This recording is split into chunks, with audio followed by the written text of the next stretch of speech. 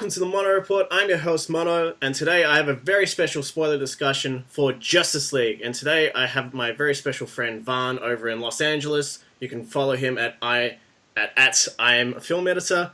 Vahn, how you doing? Hey John, how's it going? Doing pretty good, man. So now Justice League is here. It's finally arrived. It is. It's taken a long time to get to this. You know, it's been a long road trying to get to Justice League, right? Long road and many years of hoping a movie like this would come, man. Like, ever since the George Miller Justice League Mortal went under the bus, man, we've been waiting for, like, the next update of when we're going to finally see a Justice League movie out, and it's here, man. Yeah, it's like, I never, like, as a kid, like, would you think, like, okay, here we are having, like, a live-action, real Justice League film in theaters, like... Yeah, like, in my lifetime now, it's like I have the Avengers and Justice League, you know? It's great. It's an exciting time, man, and, like, I mean, now, like, I mean, I've put my non-spoiler review up, and you put a non-spoiler review up as well. Yeah, that's right. So, what were your, like, overall thoughts, I guess, with the film? Well, I've seen it in IMAX 4 times at this point, so I'm very fresh into the, I'm very fresh Pretty into on board with it. They're very on board with it, but here's the thing about it. It's like, I saw it twice preview Thursday night and twice opening night, and I have to tell you, like, despite the problems that it has that we'll get into, the reason I keep going back is because it's drawing me back. Like, I've had, like, general thoughts, movie's so much fun. Exactly. It's so much fun where you're like, I want to go back and escape the depressing world and watch this again. Yeah. You know? It's so fun. Like, well, it's like I said, we'll get into the problems, but this movie, hands down, it's so much fun. The adults like it, the kids like it. It's finally a DCEU film that the whole family can enjoy, man. There were so many kids at my screening last night. That's the thing. That's the one thing I've found really interesting is, like, how many children have actually been showing up to this and coming out, and then we have, like, the standees out the front in the theater lobby, and all these kids lining up to take photos with the Justice League, and I'm like, that's like, if that's your aim for a superhero film, is to, like, bring in the kids and stuff, like, I think that works. Like, that's pretty damn important. It's great, and you see all the tweets up with people's photos, all the Instagram photos of people. Everyone seems like it's having a good time, and like I said, I'm not the only one. I saw a couple of people I recognized over there coming back again. Because they're like, and I think, like we predicted before, I think if this movie was a success with the audience, it was going to be a word of mouth thing, right? People were going to go back and back. That's the thing.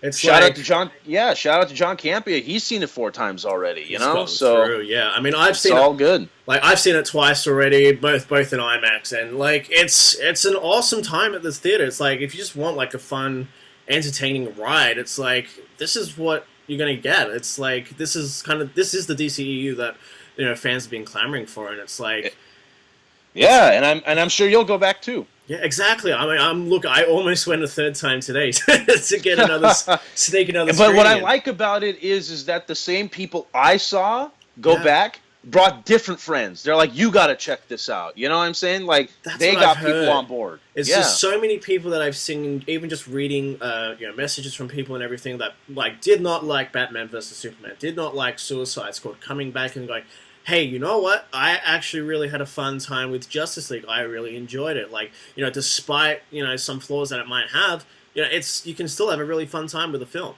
Oh, it's awesome. It's a lot of fun. It's a comic book brought to life. You know, we could always agree. Zack Snyder is a brilliant guy to bring a comic book panel to life, and it's there. And we'll get into the dual directors in a bit, but this is hands down. Originally a Zack Snyder film, and the heart is still a Zack Snyder film, and I loved it. You can still feel Zack Snyder in there. Like, each and every frame is still, like, there's awesome. There's still a lot of love for Zack in this movie, and it's a lot of stuff. It's a lot of stuff, yeah. A lot of stuff to get into with this, but we will. So what are you? Okay, we'll move into, like, sort of like how you felt about, like, the directing in the film. Like, I thought, like, you know, there's, like, you can tell there's definitely, if you've been on track with what's been happening with the production, what's going on with it, you can like, if you're aware of those sort of things, you can definitely make you can definitely see those differences in the film. Yeah, absolutely. We shouldn't get into it too much, but for the people that actually don't know, you know, Zack Snyder had a family tragedy he had to deal with, so he stepped away after he had already completed shooting the movie, but he was during the post-production time process. I think he was on the coloring stages at this point, and he had to leave due to family issues. But his friend Joss Whedon came in and basically rewrote some dialogue and reshot a significant amount of footage. A lot. A lot of footage, and a lot of people online would basically be good, like, hold on, it's just a reshoot. Rogue One had its reshoots, other movies have its reshoots. This was almost, but this is like you're shooting your half of your movie again, and it actually shows. It shows, but the awesome thing about it is, for better or for worse, for me, it shows, but it's not a pull down. It's not a negative thing. It worked. Like, it still feels like a cohesive film throughout, right? Like, you can still like follow it completely fine, and it's not completely jarring. It's like it still works as a film, like, despite the two directing styles. It does, yeah, and it does have those. There are the few moments where it is a very standout moment where, like, I don't know if this would fit here, but Joss has made 2 Avengers movies. This dude's ready when somebody hands him, exactly. He's ready for these types of films now. It's like, well, if you're gonna get someone who directed the 2 most, successful, box office-wise superhero films of all time. So it's like... Yeah, and plus, it shows. I mean, Joss has always been on record for saying he loves the DC character as well. Yeah.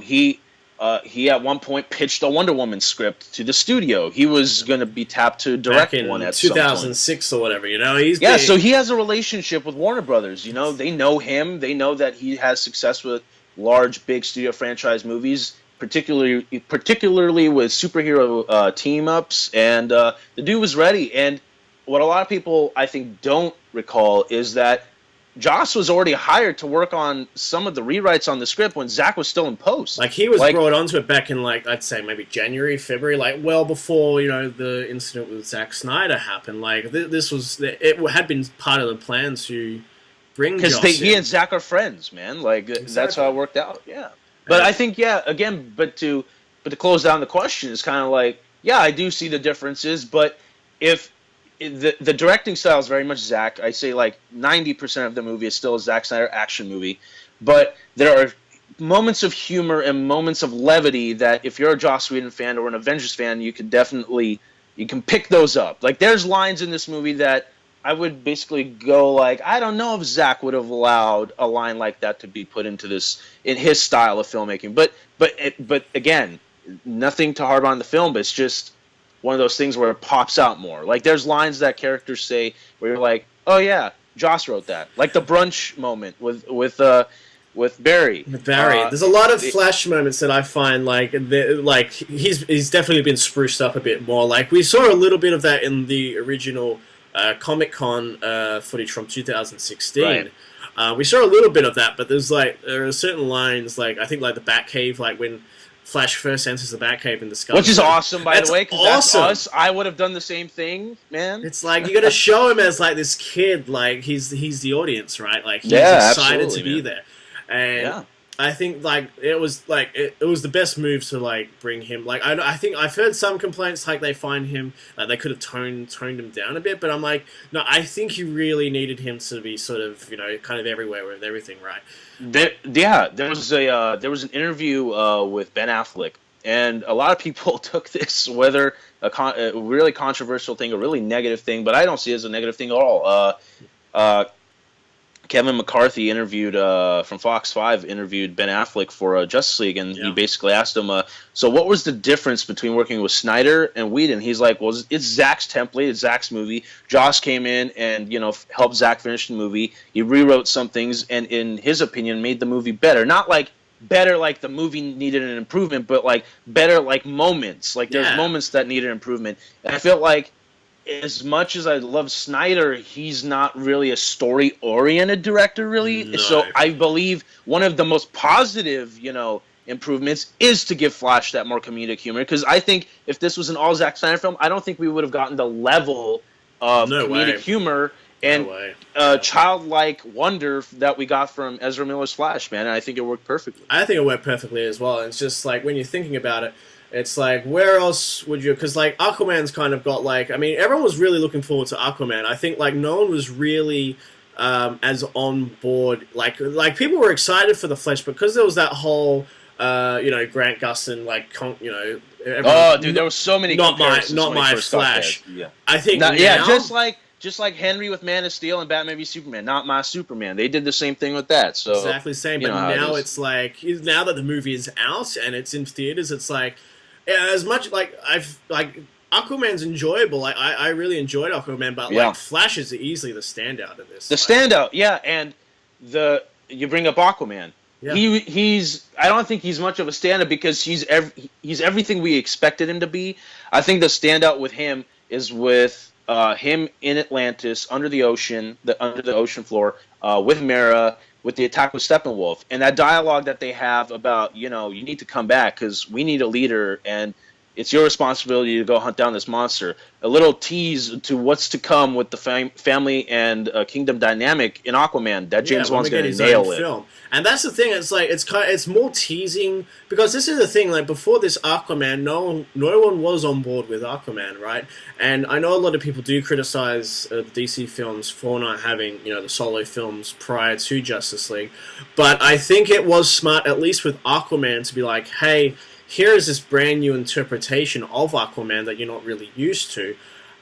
This is how it's going to work, and if it does work and people respond, then it's like, well, okay, like we can accept this image of Aquaman, and then the solo film is going to work. Oh yeah, absolutely. And I was all on board. And the thing about what I loved about this Aquaman, he's still the Aquaman from the comics. His morals about him not being able to fit in with his ocean life and not being able to fit in with the life on land is still there. Like the crux of Aquaman is there, but they made him a cool surfer dude that just happened to be just Jason Momoa in real life. Yeah. So it just worked out. Oh, absolutely. And it's like, I think having Jason... That's my positive thing about these characters, dude. Like, it's perfect. It's like, I equate it to like, I'm going to get a lot of hate comments about this, but it's like saying Robert Downey Jr. is Tony Stark in real life. Yeah. These characters, Ben Affleck is Batman in real life. Yeah. Like Gal Gadot is Wonder Woman in real life. Like they've personified those characters now, right? The most positive thing I can give of the DC casting is they cast people, talented actors that embody certain characteristics that their characters do. Absolutely. Like Wonder Woman is Gal. Gal is that sweet person. Ezra Miller is a very geeky kid, and that's what the Flash is. Yeah. Ben has always loved Batman. Aquaman is Jason Momoa in real life. Cyborg, he's Ray Fisher with integrity, and I think it works. I mean, I thought, just touching on Cyborg, I thought Ray Fisher was fantastic. Like, he was awesome. He was the performance, Ray Fisher's a Broadway actor. Like, you get someone in to really beef up that role. You get someone from and look, I'm still debating on whether we needed a solo Cyborg movie or not. But after seeing that performance, I mean, if you put one out, I'd be on board with him leading this because he's really good. I mean, and we obviously know that a lot of things were cut out from his storyline in the film. And I mean, for pacing and everything, it's fine. It keeps it more focused. I think it keeps the film more focused.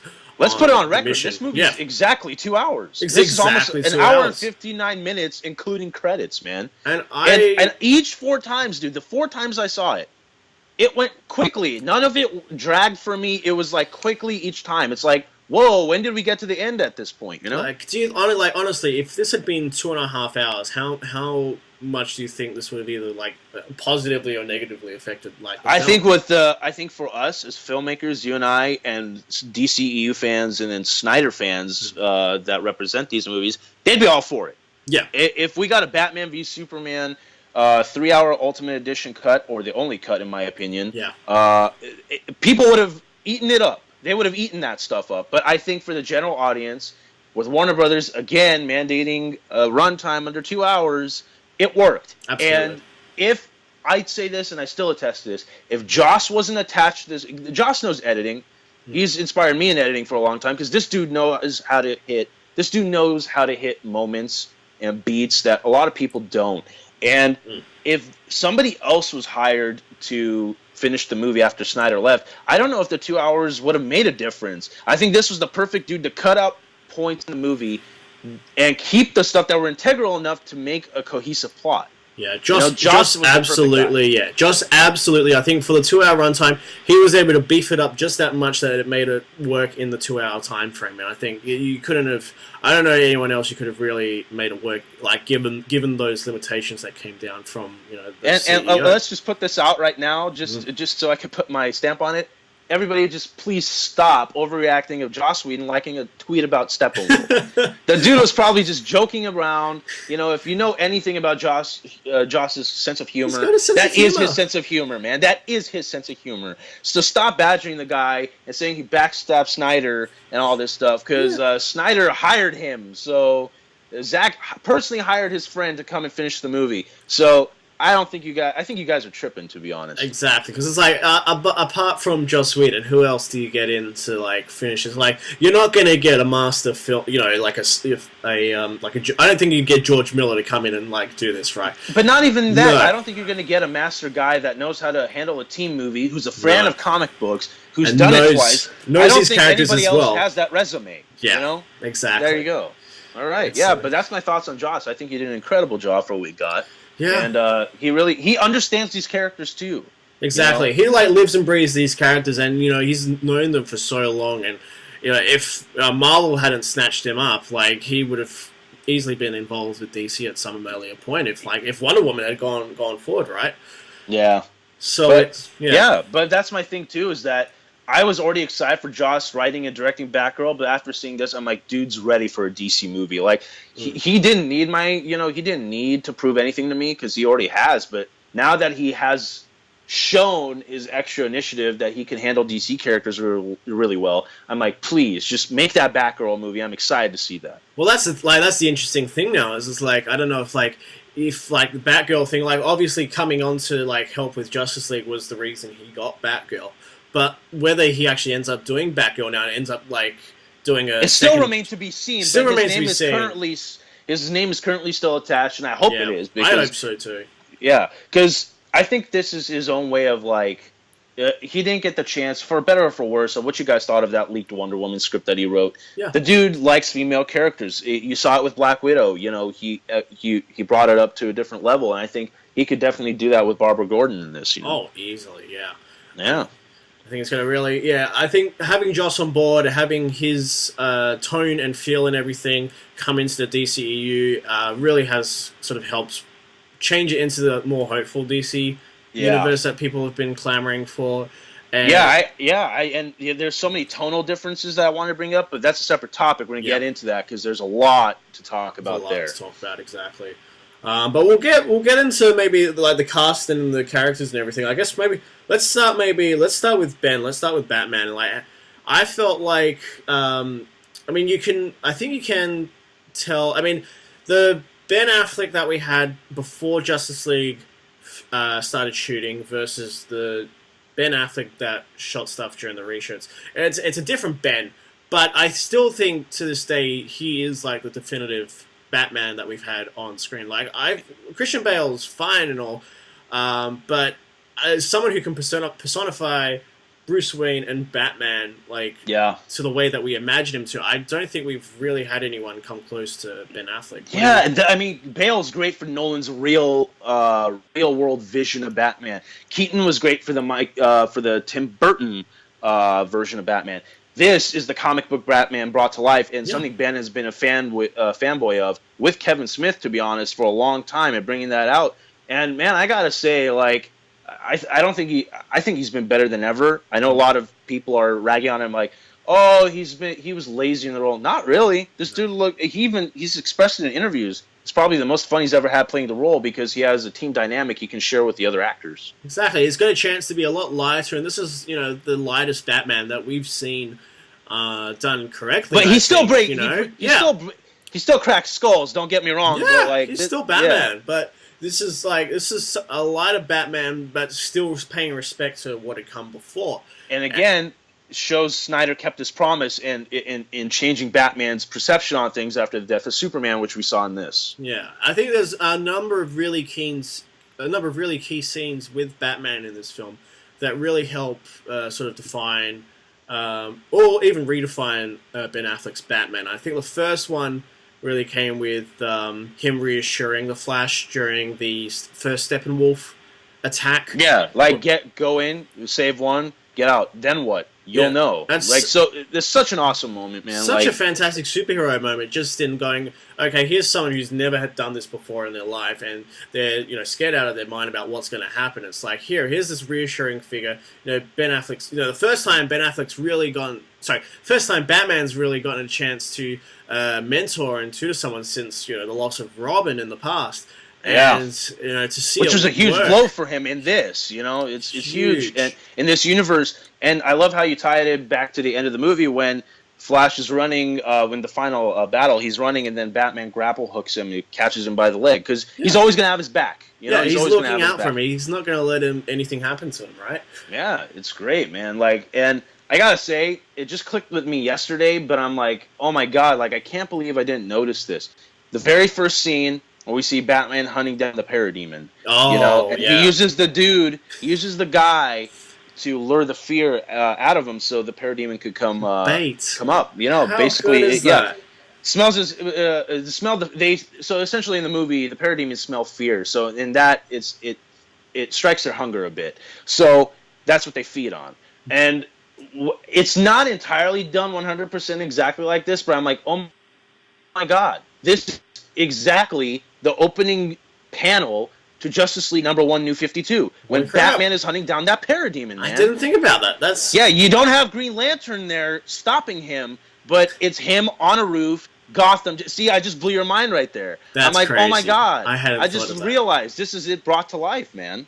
See, it's like it's that attention to detail that I think goes over some people's heads. It's like, it really is like the love of these comics, the love of these pages really brought onto the screen, and it's like... And shout out to Jeff Johns, man. That's such a Jeff Johns moment right there. He would have called that. It's like, no, bring this in. It's going to really add so much to, Batman. I think opening with Batman, it's straight away is just... It's a great way to get everyone into the film, because, again, Batman is the most popular character. I would argue he's the most popular comic book character between Marvel and DC combined. Yeah, so people equate to the most popular superheroes in the world for a long time were Batman, Superman, Spider-Man. Yeah, those were the three. Exactly. Now we got Wonder Woman. Now it's starting to come out with these new characters, and that's the great thing. Now you can't say, oh, who's the A player? Because they're all A players now. All A players now, man. It's like it's the world of superheroes now, and it's like everyone can be an A player. And getting starting off with Batman, who's arguably the most popular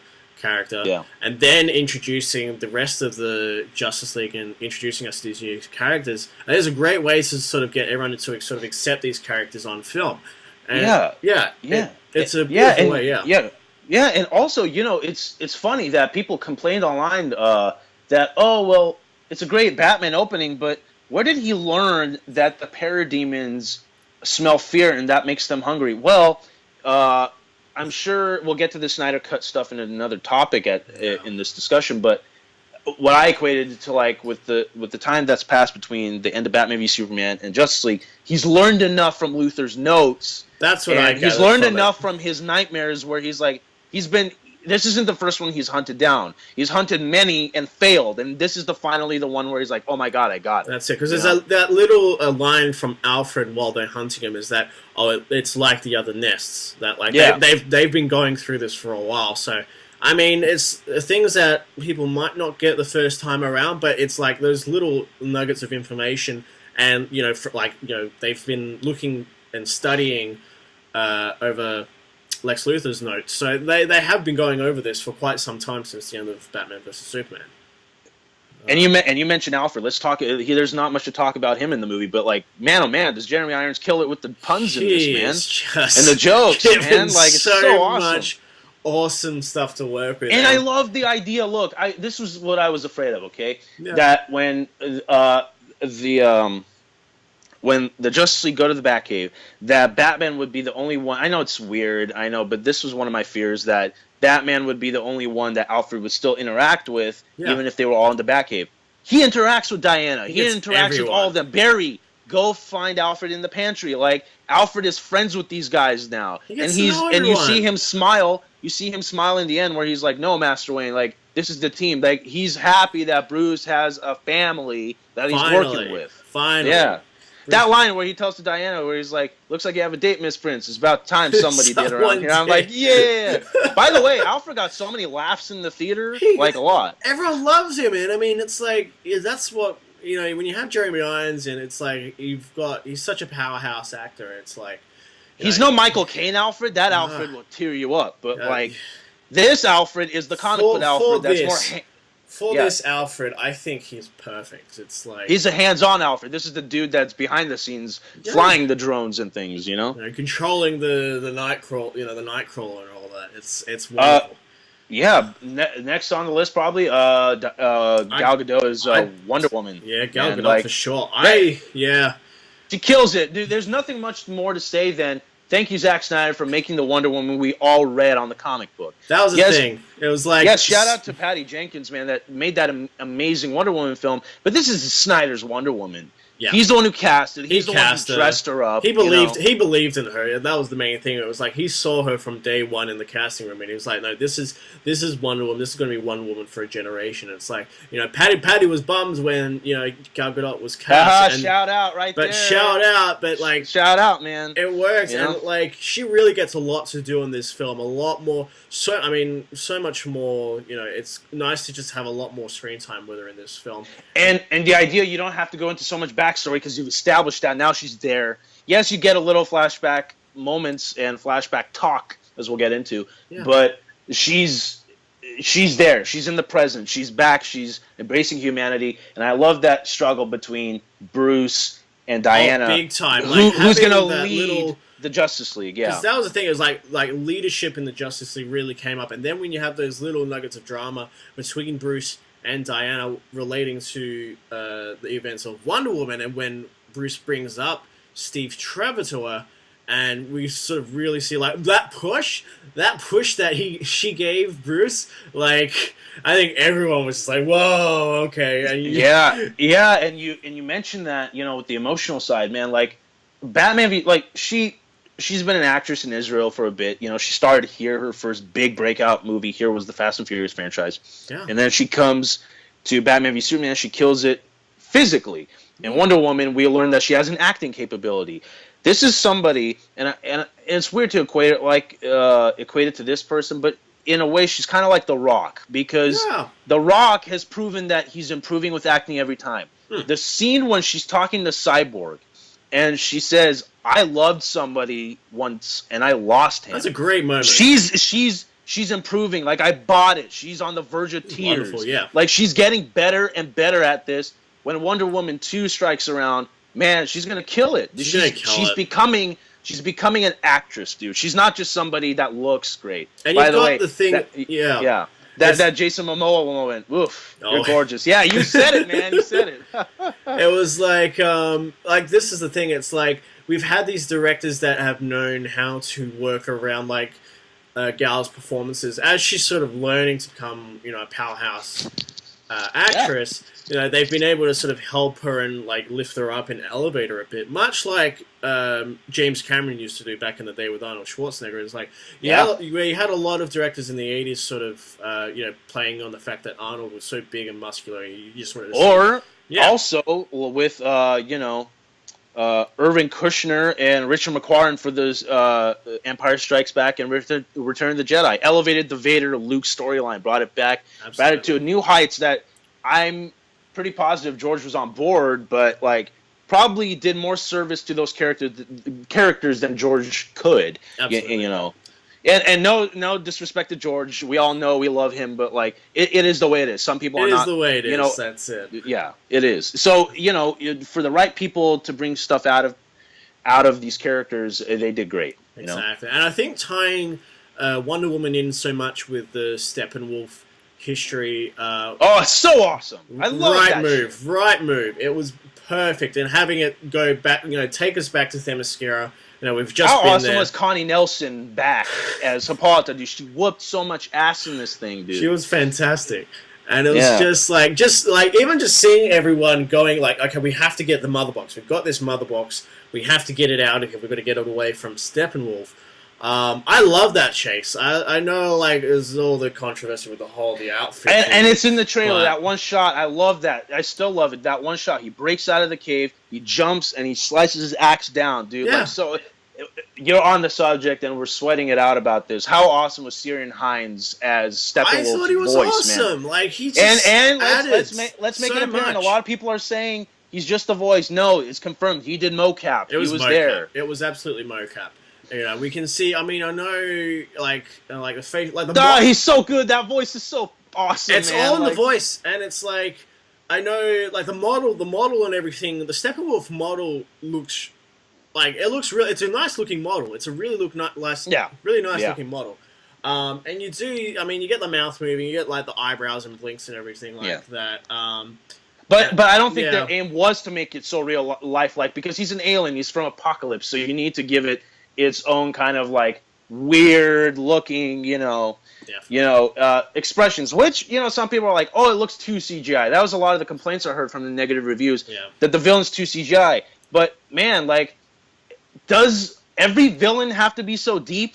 No, because this dude is from Apocalypse. He's trying to, like, for those of you who didn't get it, he's from Apocalypse. He's been in exile for a long time, presumably by Darkseid, because he's like, you failed me once. You're exiled. If you ever happen to find these mother boxes again, bring him back, and we might re-talk about your status in my invasion plan. Yeah. He gets the 3 mother boxes, and his only goal is to redeem his failure. That's all it is, and that's all you need. And not everybody has to be a General Zod, man. It's like exactly. Like, we just need. The most important thing about this movie is getting everyone on board with the heroes. The villain doesn't need to be the big standout in this type of film. As long as you can get the characters right and everything, the actual superheroes, like, that's it. Yeah. That's all you really need. But what I also loved is, though he was a little thin, they didn't undermine his powers. He was a tough guy to fight. I love that. That Diana great. Has problems. She has toughness fighting him, because this dude. Oh man, those lines about my axe still reeks of the blood of your sisters. Like, you are a new god. That was a great moment. You have the. Basically, he's kind of like, oh, you have the DNA of the old gods in you. The old gods are dead, man. Fight me. Like, it's so awesome. Like, he's so good with the threats, man. It was perfect, and it was like. Just, having Too bad we got no behind-the-scenes look at him. That's all my problem is. I think, like, having maybe a bit of a tease of Apocalypse would have been fun. Like, I think that might have been the issue with some of the reshoots. I think they made, like, some reports. Well, we heard that Darkseid was going to make some sort of shadow or voice appearance in the Snyder Cut. Shout out to John Schnepp. He nailed it. There was going to be some Darkseid in there. Darkseid was meant to make an appearance. But dude, when he mentions his name, I'm like, oh, please. Like, it's coming. It's coming. Whether it's in this or not, it's coming. We might have to, if we have to wait a little bit longer, it's like, okay, but I can't. But I do agree with John Schnapp. Shout out to Collider Video, who said he wishes that we saw a glimpse. Yeah. Just like a 30-second just a tease, moment of Steppenwolf coming up through that portal and seeing what the world would have looked like. Absolutely. I'd like to have seen that. I loved it. It was great. And it's like that's all you really need for for Steppenwolf, right? It's just I got something. Yeah. We're on the subject of Steppenwolf. Let's talk about that history lesson, man. Green Lanterns, man. Green Lanterns. Oh, dude, that was fantastic. They're all there. The Atlanteans, the Green Lanterns, the Amazonians, all fighting Steppenwolf. And what I loved, again, it shows that no matter how many armies you throw at this dude with his axe is going to wreck all of you. Oh, big time. You can't escape this guy, man. And you tie it into the end where I'm like, thank you. They didn't retcon that. Yeah. Superman, we'll talk about Superman in a second.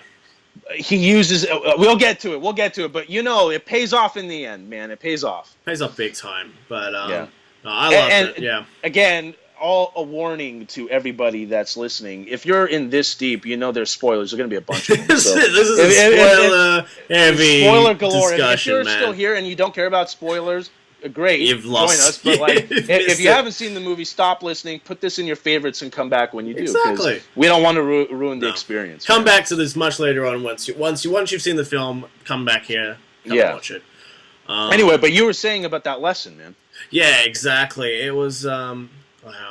It's epic. That's such a Snyder moment. You know, that's a Snyder an epic vision. moment. We got Zeus. We got Zeus in that moment with the lightning. We got Zeus. We got all the gods. Apparently, Ares is in that scene, but I haven't been able to. I think he's the guy. I'm pretty sure. I tried to scout it out in that trailer that was released, and I'm trying to see it more and more now. I think he's the guy that jumps up and tries to strike him down, and he gets sliced by the axe. Oh, jeez, yeah. I think that's the guy.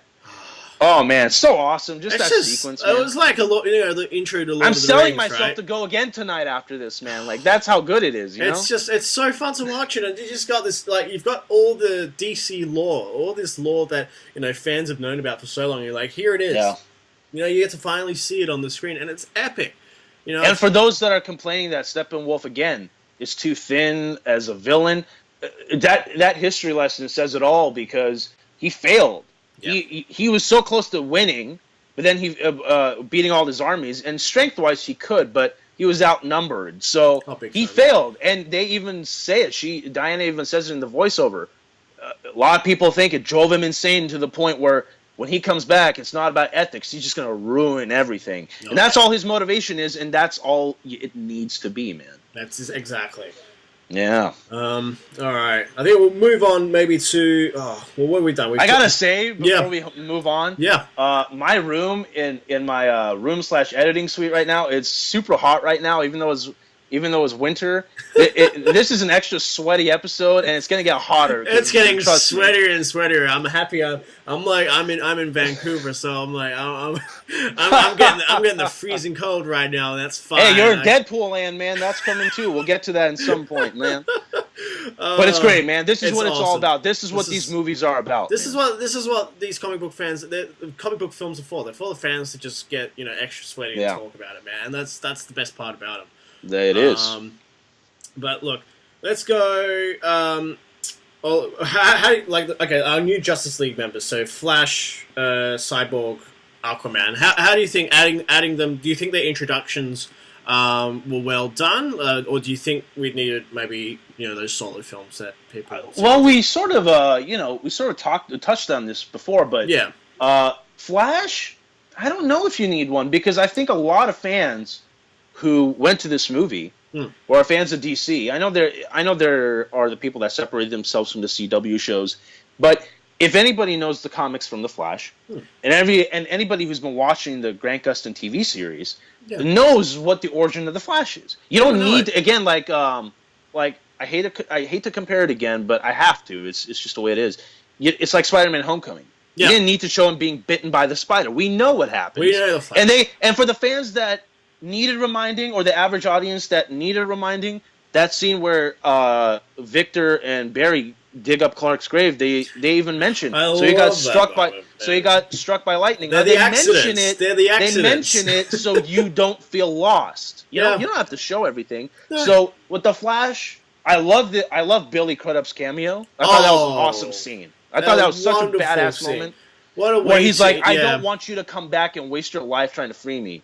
And at the end, it ties in with him getting a job, like the worst job in a crime lab, but it's his step in the door to try to free him. And we know that if they continue with the Flash movies, we know that's going to be a thread that they're going to continue. And I want to see that. So Flash was fantastic. Cyborg, I wish we saw more of him. I do think that we'll get to the Snyder Cut in a bit. We keep mentioning it, but we'll get to it. That I believe there was more of him, but I think it's also a credit to Joss. I think there is enough of him in this where you do understand where he's coming from, where he talks about, I have an alien language in my head. I can't comprehend, but I'm trying to. I couldn't fly last night, but I could do that now. Like, he's upgrading constantly. There's, like, Ray Fisher has even said in interviews, he never sleeps. Yeah. He just analyzes data all the time. And that's a very tragic character, but I love how in the end, because he's finally embraced this team dynamic, that he's part of people that understand his problems because they have the problems of their own, that he's starting to embrace it, and I like that. I like that idea of that by the end he's working with his dad, and he's trying to figure out how can we put this under more, how can this be under more of my control? or rather than the net. And man, when he puts the Cyborg logo on his chest, I'm like, yes, please. That was such a more fan of that. moment. Yeah. That was perfect. That was like... And Aquaman, I can't mention more because we've mentioned him enough, man. Like Jason is Aquaman. Like Jason is that Aquaman. First teaser poster we got released of Unite the Seven. I'm like, yes, just more of that. And then once James Wan got announced to do the movie, I'm like, you're gonna kill it. This is gonna be the perfect choice for that film. Aquaman is gonna be the next Wonder Woman film. It's gonna be on par, I think, because you casted the right guy, hired this right dude to make this movie, direct this movie. I think it's gonna be perfect. I think you've got, and the good thing about it coming in December next year is you do have all this time. I know, like, we don't really have anything else in between. It's going to be a long gap between Justice League and Aquaman. But, you know, I mean, again, you know, there's so many heavy CGI unless moments. Star Wars doesn't screw them over again. But, you know. God. Good on you, Warner Brothers, to move Good that on Wonder you, Woman 2 release date, man. Because, get JJ not going to have that, man. No, get the hell out of there. Yeah.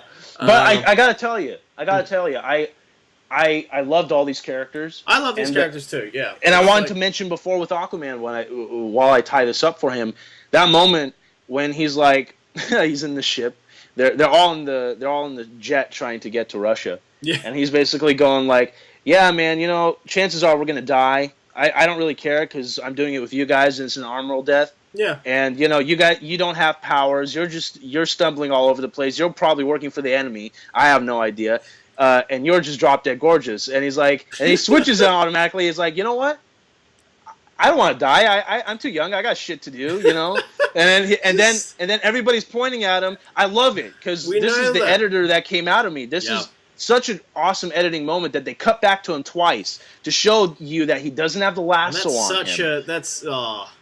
I love that. You cut back and forth to show that he doesn't have the lasso on him, but then once you got that in the audience's minds, you cut back and he reveals it, and you're like, of course. Of course. That's why. That's such a Joss moment as well. But it works. It works so and he's well. Like, and he tells Barry, if you tell anybody that I just said this stuff, you're going to meet every piranha in the ocean I know. And he's like, honestly, I didn't hear anything after we're all going to die. It's so awesome, dude. I love that. It's like, it's just so many of these little fan I service swear moments that's probably so perfect.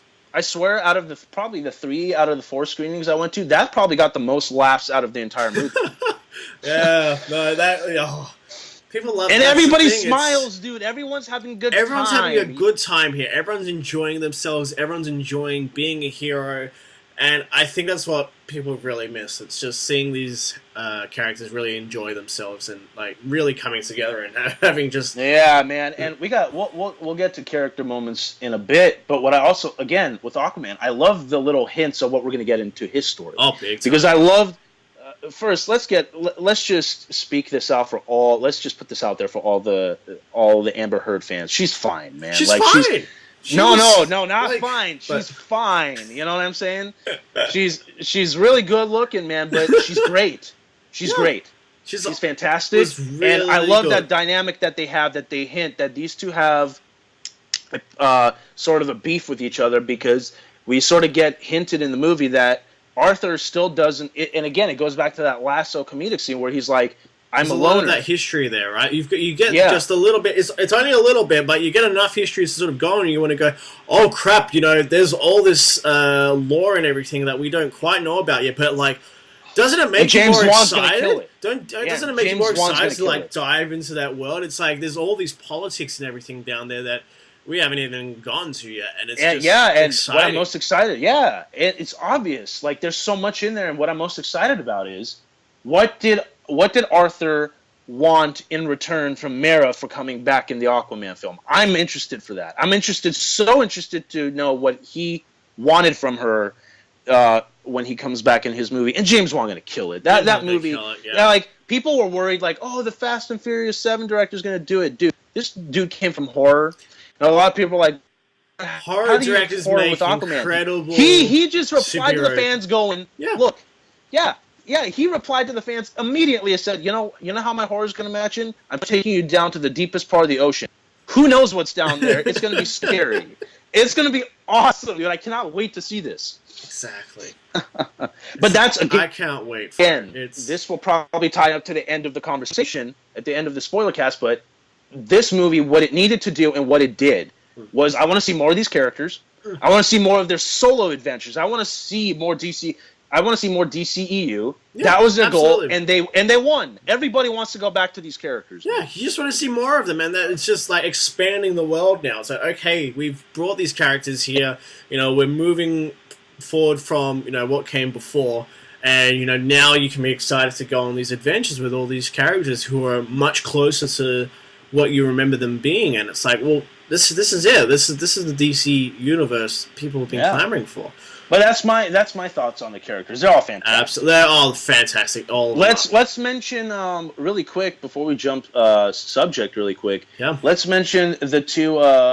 I would call them supporting characters. Let's mention Amy Adams as Lois Lane and Diane Lane as Ma Kent. I thought they were both fantastic. I thought they were both fantastic. I mean, those little moments, just with the two of them talking together after we know Superman has died, and them sort of talking, what seems like it had been a little while since they'd last spoken to each other. Yeah, because Lois even says, "Look, it was hard for me to come back to the Daily Planet." She's not motivated like she used to be, and I don't think, to be honest, knowing under the Perry White that Lawrence Fishburne plays, I think she's been demoted a level. I don't think she's your Pulitzer Prize winning reporter that she used to be, and she even says that. She's like, I'm more happy about writing fluff pieces right now because I'm not ready, she's not ready. Especially with all the depressing things since Clark has been gone. Like, I don't want to write about that stuff. No, exactly. She's not ready. And now, at least this way,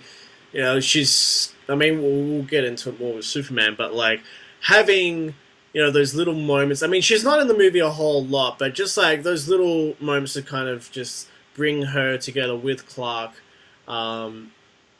really sort of help bring a little bit of closure, I guess, to the Man of Steel, Batman versus Superman. Yeah. So and I love Ma Kent's part. Yeah. I thought Ma Kent's moment, like her coming together with Clark, so awesome. I think there were people crying at my screen. There were people crying. There were people crying. It's a power. For me, that was the most powerful moment of the film. Yeah, just seeing that being reunited.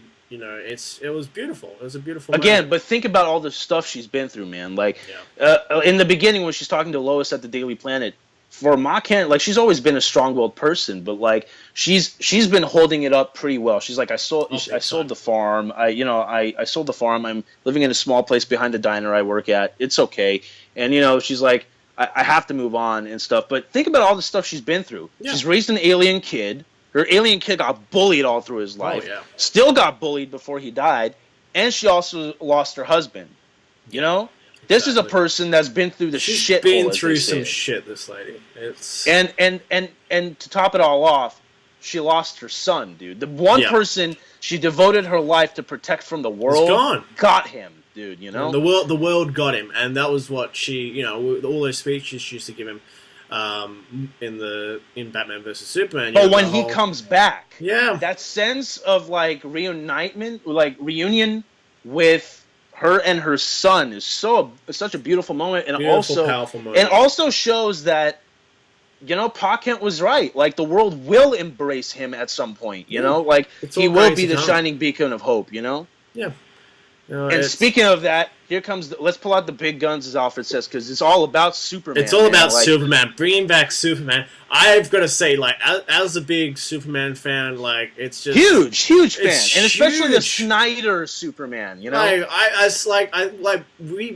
think it's safe to say that both you and I, we've been able to appreciate what Snyder did. With his Superman. And also not us. We're repping all the DCEU fans. Yeah, man, Exactly. It's like, I appreciate, as a modern version of Superman, I think there's no better way you could have really done it. And now that we've sort of earned that progression now, where he can become the Superman we all know and love, and we can sort of see him be the beacon of hope. That's I don't think you could be more happy if you're a Superman fan with this film. And again, I'm going to mention this. I know we've mentioned this before, but guys, like, if you've been listening up to this point, this is probably the biggest spoilers of the movie. Biggest spoiler of the film. Biggest spoilers of the movie. So if you're in this deep, there are a bunch of them. So be prepared. let's just start. Let's go in order, man, because like we got it. We can't skip around on this. No. I mentioned this before. Barry and Victor digging up Clark's grave. I'm like, everybody. I'll shout out to Mark Riley, who is awesome on Collider Video, by the way. Yeah. He said that he hated that moment because he thought it was grave robbing. He thought it was vile. And you and I talked about this over text and stuff, and we both agree. Like it's effed up, but it's they know it's up. effed. It is really they know it's effed up, and the fact that they even mention like, I know we're supposed, like Barry says, I know we're supposed to be doing this, but do you feel as I do that this is somehow really morally wrong? Up. This isn't right. This isn't right. It's like you and I were saying. It was like such a Zack Snyder sort of no dark other director twist. would have had the balls to do that. No, it's just such a dark twist of humor, and it's like the fact that they know it's messed up. It just makes it so perfect. But for us as the audience and fans and filmmakers alike, it's almost like, well, now that we know, come on, we already knew he was going to be back in this movie. The marketing did, we know he was going to be back. There's no Justice League without Superman. So that aside, the fact that we know that he's coming back is so like earns the scene. It's not decrepit because if you're going to bring him back, there's no point to bitch about it because he's going to come back. No one's going to care. But I like that again. Even Superman thought that it was kind of creepy because she's like, so how did it feel coming back? And he's like, it's weird. He's like, you didn't go into the house once since we've been here. Yeah, but the last time I was in there, I was in a wooden box. Yeah, I just got out of a wooden box. Yeah, but again, I love that moment, and going back to the confrontation between Bruce and Diana. She feels like this is Bruce's idea. Yeah. And there's so many layers as to why he's doing it. A, he really actually believes the world needs Superman. Oh, yeah. B, he's trying to get rid of his guilt of what he did before. And he was on the verge of killing Superman with that kryptonite spear. So I feel like by bringing him back to life, he's sort of trying to redeem himself like, yeah, I killed him, but I metaphorically killed him, but I'm trying to bring him back now, Yeah. And I think that cleanses, his guilt, but at the same time, for me, I'm like, exactly, because it's so well done. Like it's so awesome. Like the fact that she thinks that you're putting all these people in danger. We wish you weren't dead, but you saw what Luthor did with Zod and how he created Doomsday. Yeah. I mean, I was really glad that they had that little confrontation between Wonder Woman and Batman, where it's like, no, you know what happened last time, and like if he sees you, if you're the first person he sees, you know what's gonna happen, Batman. Like you better have a soul if you better have a soul if he comes back because he'll kill you. Yeah, exactly. But also contingency plan. Huh? I'm glad you brought that up because I was going right there to that point that we get the hints of Batman being the world's greatest detective and putting contingency plans together when things go AWOL. That it ties. Lois is the key. Lois is going to be the big guns, as he kept saying with Alfred, to bring Superman back. The only disappointing bit, I guess, is that we didn't get that Barry going back in time meeting with Bruce Wayne in Batman versus Superman. We didn't have that moment, and I don't know if that was. We'll talk about it. We keep we keep mentioning Snyder Cut, and you'll get what we're talking about once we get to that moment. There's a lot. That Snyder Cut's probably going to be the longest topic in this discussion. Absolutely, yeah. There's a lot, but again, he comes back, and even Arthur at one point is like, "I agree. Like this is a bad idea." Yeah. But the way they brought him back with the mother box and Flash using the spark, because they allude to when Lex Luthor creates Doomsday, he fried the circuits because he sort of corrupted the system of the Kryptonian ship. Yeah. So Flash uses his electric spark to boost the mother box to bring him back to life. Yeah. And once he comes back, the confrontation between Superman / Clark Kent with the team is probably the best scene in the movie. I think that's the best action scene in the whole film. I like just so many little bits for fans to just really dive into. It was so fun. You go into the lore because you hear his name multiple times as Kal-El. Yeah. You understand that the lasso of Hassia has no effect on him whatsoever. Yeah. And B, that they present him as this threat that it can take over everybody. Like just basically like he's stronger than everybody, so he could basically whoop their asses easily. And you could have just easily said that, but they show it. Yeah, they show that this dude can easily overhandle everybody. Yeah. Like, Wonder Woman gets a beatdown. Aquaman gets a beatdown. Cyborg, it's his fault, really, because his machine went AWOL. Yeah, the security system. But let's talk about the best sequence, man. Flash is like, I'll go around him and trip him. Flash tried to get around him and get the surprise attack. Does not work out. That little and you see Clark's eye just following him. Because if you guys aren't as into the comics, you know that for a long time there's the debate of who's faster, Superman or Flash. Yeah. But they're almost equally as fast in speed. Especially in this he film. Catches them, and then the expression on Barry's face is like, "Oh my God, what have I done?" Me. He just busted me, and I'm like, "Oh my God, that's so awesome." Just that big, goofy little look on his face as soon as Clark turns around.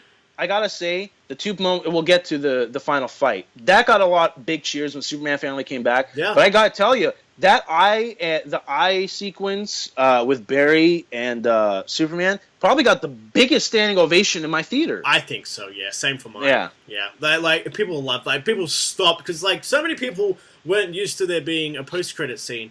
I don't know if you had many people leaving, but there were a few people. No, I think people were well informed this time. There were a good amount of people leaving, but I think there was a good enough. I think they promoted it enough where people knew, and I think it was a word of mouth thing too. Word of mouth is going around. Like, but again, the biggest standing ovation was probably Barry versus Superman in that moment. Such an awesome moment, perfect moment. And then you tie it up, You tie it up with the final. You put the bow tie on the thread with Batman appearing, and then he's like, "I know you," kind of thing. And then he picks him up. He's like, "You won't let me live?" And you won't let me live? And you won't let me die. And he's like, "But the world needs you." And he's like, "Yeah, but doesn't need you." They have a very blurred out shot of his face. They focus in on him. "Tell me, do you bleed?" I'm like, "Oh, yes, you say it back, bitch, because you said it in the last movie." It's And then the look I know a lot of people are not going to go deep cuts in this, but the look on Batman's face and his eyes was like, "Oh my God, I totally."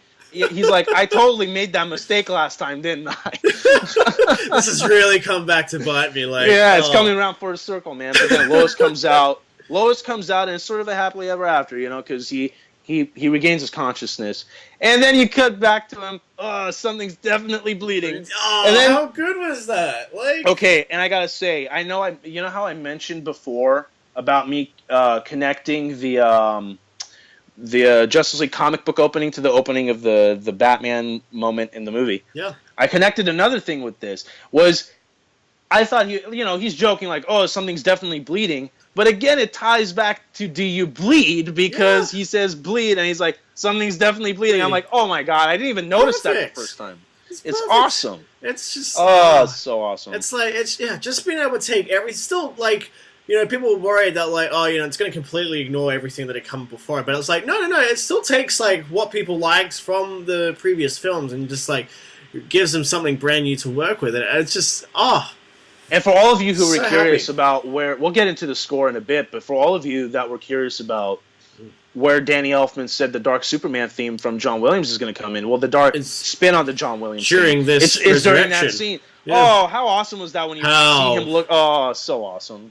And it's just like, because it starts off quite faint, and then it comes back around, and it's a lot more powerful. And when they're fighting, and it's like, what a way to bring back Superman. And speaking of classic nostalgia themes, come on, the Batman theme from '89 is used so well in this thing. When he's on the roof, you might have seen the clip online when he's on the roof and Commissioner Gordon sees him, he jumps down. So awesome, man. Yeah, so awesome. How great is that? Oh man, so we're finally here. We're finally at the big kahunas of the with the final fight, man. Let's talk about that final big fight. I think it's so big and crazy, and it almost becomes like the beam in the sky thing, but like it kind of doesn't. Like they kind of do it as a dome, and I mean, from what we're sort of hearing now from the Snyder Cut and all that. Don't worry, people. We'll get to that. We'll get to that, but just for this bit in particular, it's that supposedly that is meant to be seen around the world. But for the sake of this, at least it wasn't it was still epic. It was still epic, and because it wasn't quite the beam in the sky, so I think people were gonna like give it a bit of a pass this time. Yeah, but that's what a lot of people are comparing it to. Yeah, seeing everyone come down, going, Batman going, don't you do the job. I'm gonna, break open this shield to get everyone in, and you wait for me. And then Wonder Woman going, no. This is Batman's in trouble. He thought this through, but not to the extent that he thought. Yeah. And then Wonder Woman going, no, we have to take initiative. Let's go. This is the team coming together. And Alfred was in on that somehow. Like I don't know, sometime previously they'd had that discussion. And then you get everyone together, and there's so many fun moments. You get Batman. You see everybody's abilities, man. Everybody's abilities shine in this sequence. Everyone gets to show off, and it's done. This is the thing that's so important. It's like everyone is so well balanced in this film, where you get so much especially time with the equally. powers. You don't feel like they left out anybody's powers. No, everyone gets to show off everything that they're known for, and you really get to see who these characters are and what they can do, and it's just perfect. You get to see Batman driving around in the Batmobile shooting parodies. Which was so awesome, and he ejects himself out of the seat. Yeah. And he does that awesome, and he does a little swing. Oh, so such awesome, a Batman, just pure Batman. Like I liked how everybody had an arc. Like Batman's arc was about putting the team together, and he finally joins a team dynamic and he fights. Barry's arc is about discovering the Speed Force. Yeah. Cyborg is about tapping into the consciousness of the net, becoming comfortable with himself as well, because we see him so alienated from the world, and then coming and we should mention he's actually born out of a mother box. Yeah. So there you go. Born from the mother box. Yeah, oh man, it was. I don't. Do you think maybe we could have gotten a bit more involvement with Cyborg, like a bit more context with Cyborg's involvement with the mother box? How I hope so, and I really hoped. But again, we're gonna. These are all questions for the Snyder Cut topic, because I think so. I tell you guys, like, there's gonna be so much we're gonna cover in that, so don't worry. Big time, so if you feel like other people didn't cover as much, we're gonna try to, because there's so much in there, man. Like so many. And I've gathered, and to be honest, to be prepared for the show, I gathered so many sources and things that I'm going to mention, so we can put in there. Absolutely. But also, but they're all fighting, man, and I can't over exaggerate it too much, because they're just fighting, but they're doing it the way you want them to. Exactly. And then when Steppenwolf, tragically rips Cyborg's foot off, and he's like, "Now do you see the truth?" Well, I stand for truth. I believe in truth, and Superman's just behind them. Oh, so awesome. Great is that moment? I love it. Before we talk about his fighting style, let's talk about how awesome and bright and beautiful that suit is. That suit was so colorful. It's like, we've been seeing color come into it more and more, and now that you can sort of see, especially the yellow and the S. It's so awesome, dude. But again, it's still the Kryptonian Zack Snyder suit. It's nothing new, though. It's nothing new, but we can see so much more color with it. And just seeing him move around, flying around, fighting Steppenwolf, it was... And then you get to one of my favorite parts of the scenes, man, is when he's like, Barry, you need to go east to rescue... You got to push that truck. There's civilians out in the distance, we got to... Yeah, and then he's running, and then you see Superman fly next to him, like, yes, more of that, man. More of that. And then they have that awesome shot, just like the comic books, where...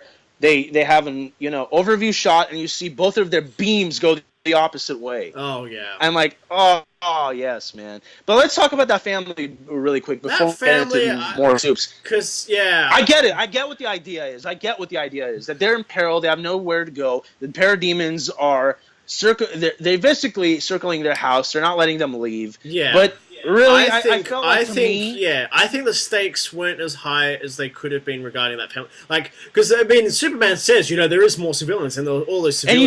And you do see them run away. Yeah. But you never get the extent of the world's in peril. Exactly. I only felt like that shielded part of Russia was in danger. That's it. And I think that's the big thing. It's like the stakes felt so low because of the Russian family.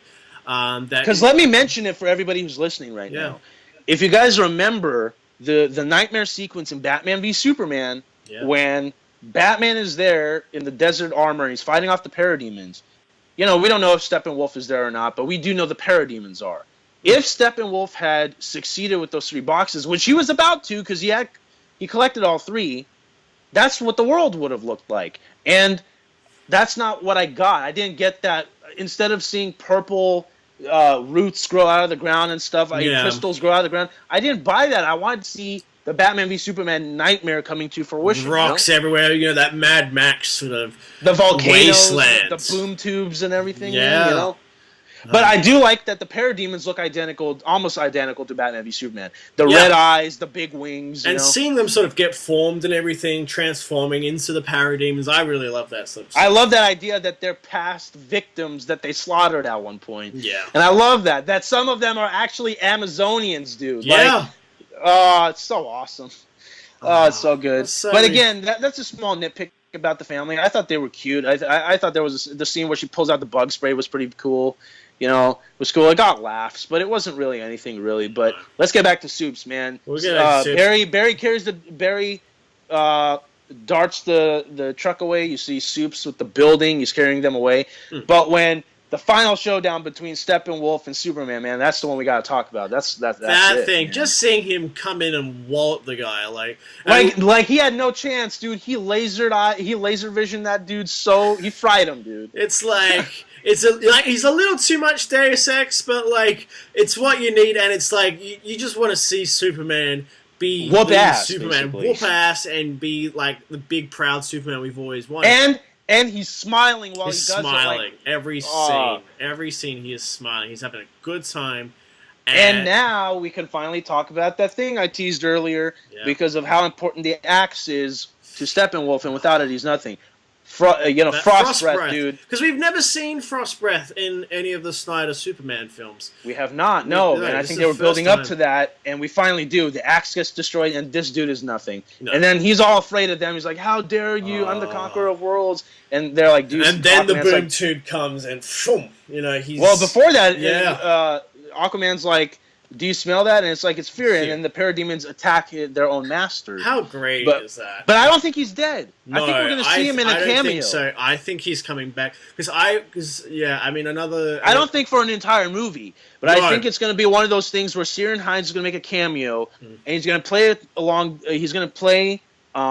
alongside Darkseid on Apocalypse. Apocalypse is going to kill that dude because he gave him 2 chances and he failed him. Yeah, exactly. So, he's either he's going to die, or I don't know, he's going to be locked up somewhere. I don't know how, but what a waste of Ciarán Hinds, dude. That dude nailed it. He nailed it. Yeah, I honestly like going into a little bit of the CG and stuff. Let's talk about that. Yeah, do you think we really needed Steppenwolf being CG? Because we've had say Hela, and don't get me wrong, in Thor Ragnarok, Hela wasn't the greatest villain, but she was cool. She was cool. You didn't get that much screen time with her, but just having Kate Blanchett's performance elevated the character so much that you dug her and you got into her. And I think having Ciarán Hinds at least in a physical suit would have added so much more, and even just as a larger-than-life character, you still could have done it, I think.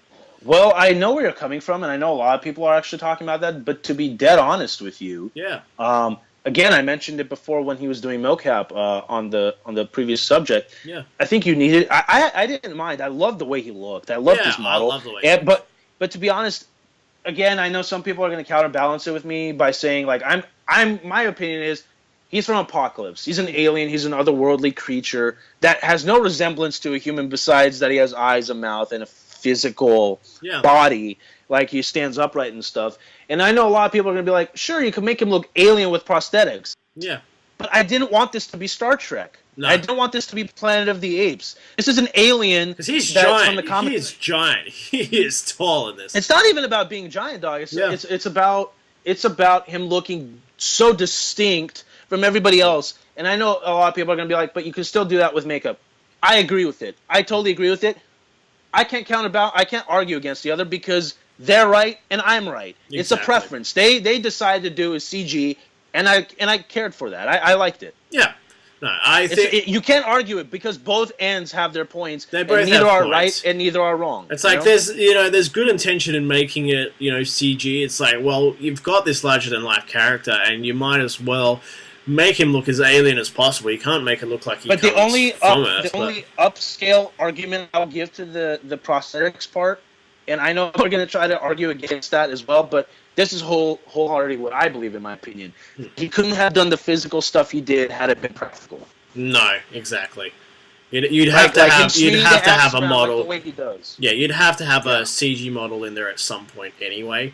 But look, he was on set. He did mocap, and I mean, I'm glad they did because it shows. Exactly, you can see it straight away, can't you?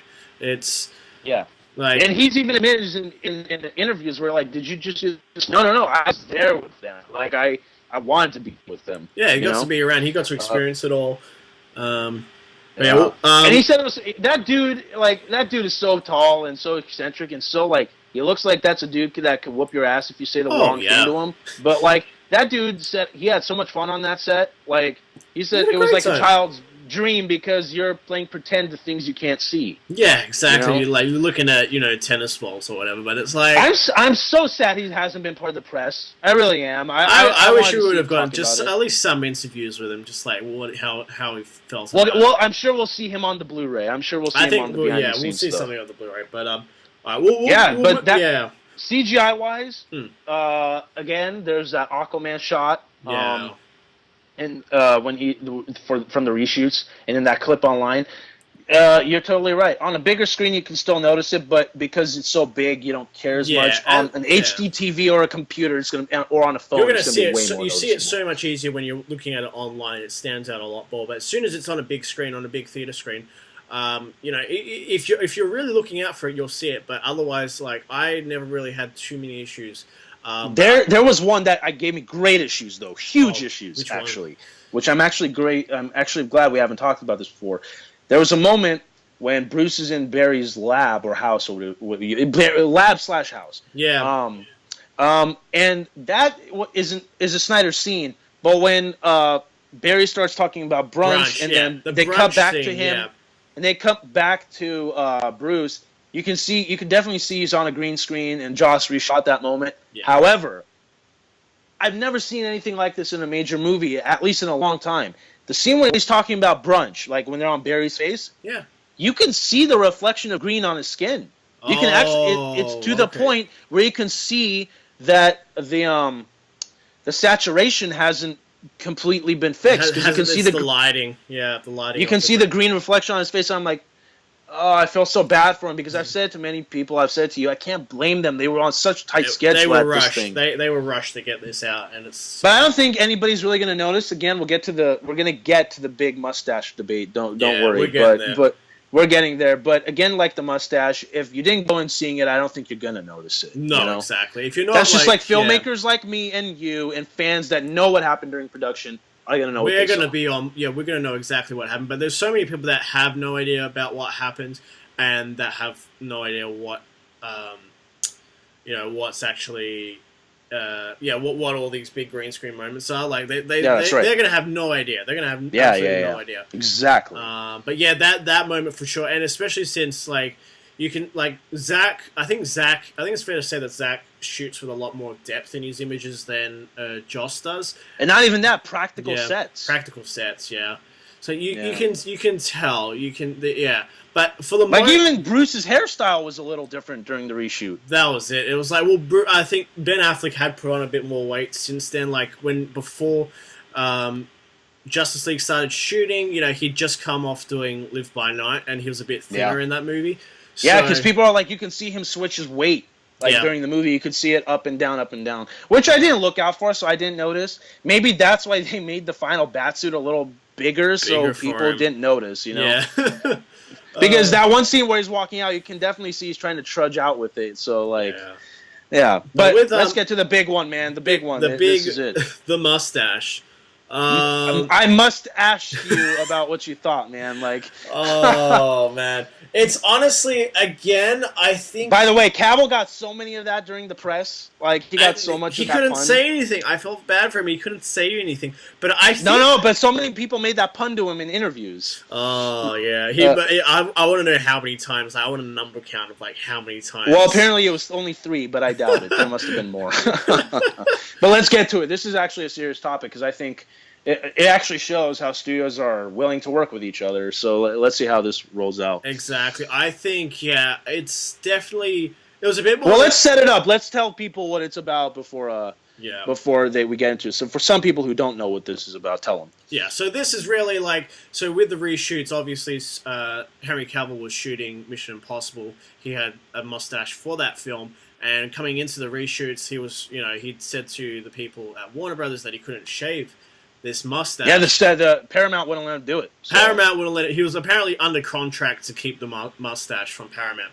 Yeah, because for some silly reason, it's easier to paint one out than to paint one on. Exactly. It's like, you can know how many millions of dollars Warner Brothers would have saved if Henry Cavill. They just painted it in, if Paramount just painted in a mustache. It's like if you can CGI out a mustache, I'm sure you can CGI one in. It's not that. Oh boy, and for somebody, for me, that knows this went down, and for other people that know, I hate to say it, but it's pretty noticeable in certain moments, man. Yeah, more so in close-ups. Like when you're in close-ups. Like, let's say that first scene, the very first opening where the kids are interviewing Superman. Yeah, you can tell the lip is up a bit. You can. It's not even up. It seems like it's more. It's not even just up. I felt like, you know how if you get a mosquito bite, which I have. You know how if you get a mosquito bite on your lip, it puffs up. Yeah, that's what it looked like. Yeah. It looked like he had some sort of infection. And you said it yourself the best last night. It looked horrible during the race. During the race, yeah, it's during the race that it stands out the most. Yeah, because it's just puffed up. It's like the whole thing has just been puffed up, and they've quickly painted over it or whatever. Even during I even noticed something else yesterday. I was walking out with my friends that I saw it with. That you noticed it a bit like with the Clark and Martha reunion moment. Yeah, it's not as bad, but when Lois and him kiss in the field, it's so bad to the point where I saw some of even his hair be a little CGI. Yeah, because they needed to keep it consistent with that style. Match it all up, and I don't know. That's just the thing. It's I wish I didn't know this until I came out of it, because I just noticed it so much more. My friends that I saw it with, they brought their partners, and they didn't have any idea this happened. They didn't notice. So, like I said to you before, I think if you go in blindly not knowing, I don't think you're going to know it. You're going to be if you don't know about it, you're going to be fine. But it's just, but now you're going to know about it after listening to this. After listening to this podcast, you're going to know all about Henry Cavill's mustache. And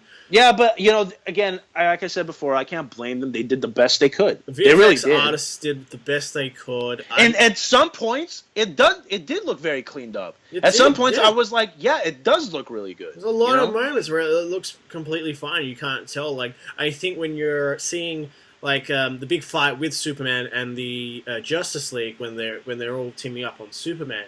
That looked great. That looked great. Like the moment he's turning around and facing Barry, you can't tell. But it's more when he. No, but again, I think that. But again, I don't think that was a reshoot. Because his hair is very consistent, and everyone's like, "No, that's a Snyder scene." Because I remember there was an image. Again, it was going around. I even showed you this image. Yep. There was an image with Cavill in the suit with Snyder on set. Yeah. You know what I'm saying? So part of it was there. It was there, and to how much we will see of the Superman stuff that Zack shot, because that's the thing. A lot of the Superman stuff that we do end up seeing in the film. It's a lot of reshoots. It's a lot of reshoots. So it's like how much stuff which is in the gives film. them only 15 minutes of screen time, which I expected at least a little more. Yeah, I know. It's this, but at least I think starting off the film at least with Superman. At least sort of brought him into everyone's heads a bit. So you're not as like, oh, when the hell is Superman going to show up? It's like, oh, well, no, we've seen him straight away at the start of the film. So you're constantly not, going, oh, okay, well, when's Superman going to show up? It's like, yes, yeah. So it is what they had to do, and it worked out. But here it is, folks. Like, here's the moment you guys have all been waiting for. We talked about the plot. We've talked about characters. We talked about all this stuff. All this great meaty stuff. But it's now time to talk about the Snyder Cut. Yeah. What could have been? What could have been? What could have been? And I'm sorry, guys, if this goes on. I'm going to just exaggerate here. This is a long show. If this topic goes on for more than an hour, I'm happy, because at least we can address to you, which most people, because of their time limits, can't. And I have so many sources listed here with me right now that we'll probably get into Wow. Where do we start, man? There's just so much stuff to talk about in this. It's just, I mean, seeing how much. I mean, they tried to cover it up as much as they could. That these were just going to be a few reshoots. And for the average audience, it works. It works for the audience, yeah. But these were substantial reshoots. They redid so much. Yeah, you thought Rogue One was bad with them coming in. They reshot a lot of this film. Yeah, it's a lot of. I mean, most of the all of the jokey moments. They're a Joss. I mean, there are very few, apart from like the original stuff we saw in the original Comic-Con trailer from 2016. That's all Terrio and Snyder, but yeah, it's like apart from that, most of the jokes, you're seeing, they're all Joss. A lot of Joss. Yeah. Well, let me start off this topic by mentioning the source that I have, because I want to bring up Armin from Comic Book Cast 2. Yeah, because I've known him for a while. We talk on Twitter. Shout out to Armin and Comic Book Cast. I want to say this. He basically did this video talking about the plot of. He did 2 of them. There was 2 leaks that came out. One at least a year ago, and then one maybe a couple of months ago about a full Justice League plot reveal. Yeah, that someone on 4chan or Reddit posted this thing, and as you guys know, I know you're saying it in the comments, you got to take it with a grain of salt, but Armin did say, and he has proof that this guy that reported on this was 95% right about Batman v Superman and was 95% right about Suicide Squad. Yeah. So this dude has credibility. If he can nail it twice, then I'm going to have to go with this one. It's pretty good. The movie that we saw is the movie that he mentions in his leaked stuff, but there's so much more that they left out. Let's go to this one, okay? Like, again, I can't 100% confirm or deny everything that he said in this leak was correct. We're never going to know unless we see it on an extended cut or something. But I have to compare it to something, because if I don't compare it, how are we going to talk about it? How are we going to know? Apparently, when Superman comes back, they do dig up his grave. They do dig up his grave, but the difference is in that leak, the parademons digged up his grave. Yeah. And the parademons dug up the grave. Digged up. I can't believe I said that. The parademons dug up his grave, took it to the scout ship. Steppenwolf was there, and basically they revived him with the mother box, the same way as we see in the movie. But the bad guys revive him. They wanted to use him. So when the League finally shows up, it's still the same kind of fight with, the Flash looking at him and, them all trying to bring him back to his consciousness. But he's more under control of Steppenwolf. And Steppenwolf uses, and it's in the comics, so this is not really anything new. Yeah. Steppenwolf uses his axe to show Clark a fake hologram of Batman not saving Lois during the fight with Doomsday. Yeah. So with that enrages Superman, and he's on the verge of killing Batman. Literally right there. So that's when you hear the "Do you bleed?" and he's about to fucking shoot lasers at him. Yeah. And that's when Batman brings in the big guns with Lois. Man, like, and I'm hearing this stuff, and you're going to hear more and more of me talking about this different stuff that he put up. I'm thinking, that's a Snyder moment. That's such a fucking Snyder moment. Absolutely. Dude, you know what I'm saying? It's right there. It's right there. And come on, once I told you that, your eyes would have wanted to see that. Yeah, absolutely. You would have wanted to see that. Because we had that black suit tease. That black suit was shared around. Cavill even posted it on his Instagram. He posted, man. That was in there at one point, and it's not anymore. The black suit isn't there anymore. So having it's nuts because and somebody brought this up because I told the people yesterday I was with that saw the movie with me, and I told them about how this was going to go down, and he actually turns to me and he actually says it in the mentions. Yeah, after Clark and Lois fly off, it's it seemed kind of lazy that the boom tube opened from far away and you just saw a shadow of Steppenwolf carrying it up. Yeah, there was a scene in there, man. Yeah, there was something missing there. Yeah, like they had to fight him and stuff, and that seemed off. What else? There's a lot of things. There's a lot of so things. many. Actually, Well, so apparently many there was a from what I've heard there was a flashback that Cyborg receives of the whole Doomsday Apocalypse. Yeah, that too. Scene. That was in there. That was supposed to be in the film where Cyborg's seeing what's happening. Let's mention this. Yeah. This is huge. Let's mention this because this was confirmed to be in the shooting schedule. Yeah. Let's talk about this. Where was the fight or the argument between Arthur and Volko? Where was that? That's cut. Where was Willem Dafoe? Where's in the Willem movie? Dafoe? He's gone. Willem Dafoe was supposed to be in this movie, dude. And he's gone. He's just been cut. I mean, it's like we know he's going to be in Aquaman. We know he's going to show up in Aquaman. But yeah. He was cast for this film.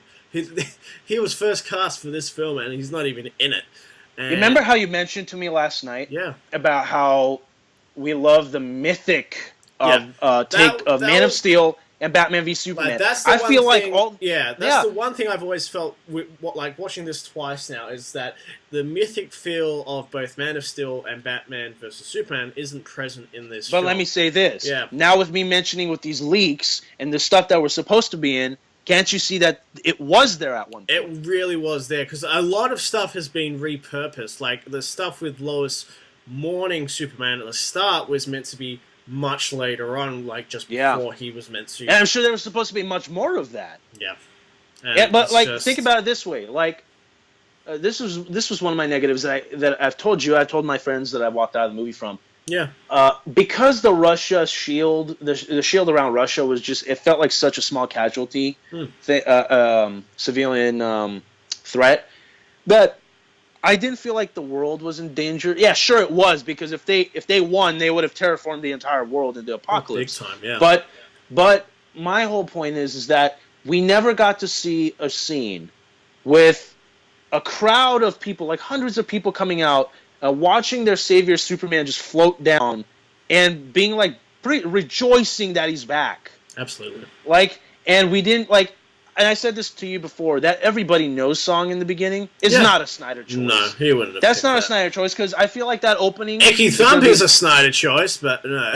Yeah, and I feel like that opening was going to be much longer. I felt like you were going to see... people are going to be like, yeah, but you saw people stealing from stores. Fine, but that happens every day. Yeah. And I wanted to see the crime that was happening due to Superman not being there to stop them. Yeah. So... And I guarantee you there was going to be an awesome score there. It was going to be elongated, and you were going to start the film by the world mourning Superman. And you were going to bookend the movie with the world embracing Superman. Back. And that's when the Hans Zimmer Rising Man of Steel theme would fit in there perfectly. Yeah. And I feel like, and with Snyder, I guarantee you something like that was there at one point. Absolutely. It had to be. Yeah. It had to be. You know what I'm saying? Because how, as awesome as it was seeing them lined up together in the end, watching the flowers grow and stuff, awesome. It's the League together. But did I feel like the world embraced the Justice League? No, I didn't. They weren't there for him. To be honest, I don't even think half of the world even knew this went down. Yeah, exactly. That's the big thing. It's just there wasn't like a world at threat situation. It was like a somebody found out. It's over the news probably, but like it wasn't like we're in such danger the superheroes can't stop it. Yeah. Of course they could. Of course. Nobody was really worrying at that point, or at least I didn't see them worrying. So because imagine this, I don't know if this was going to be in the movie. I have no idea.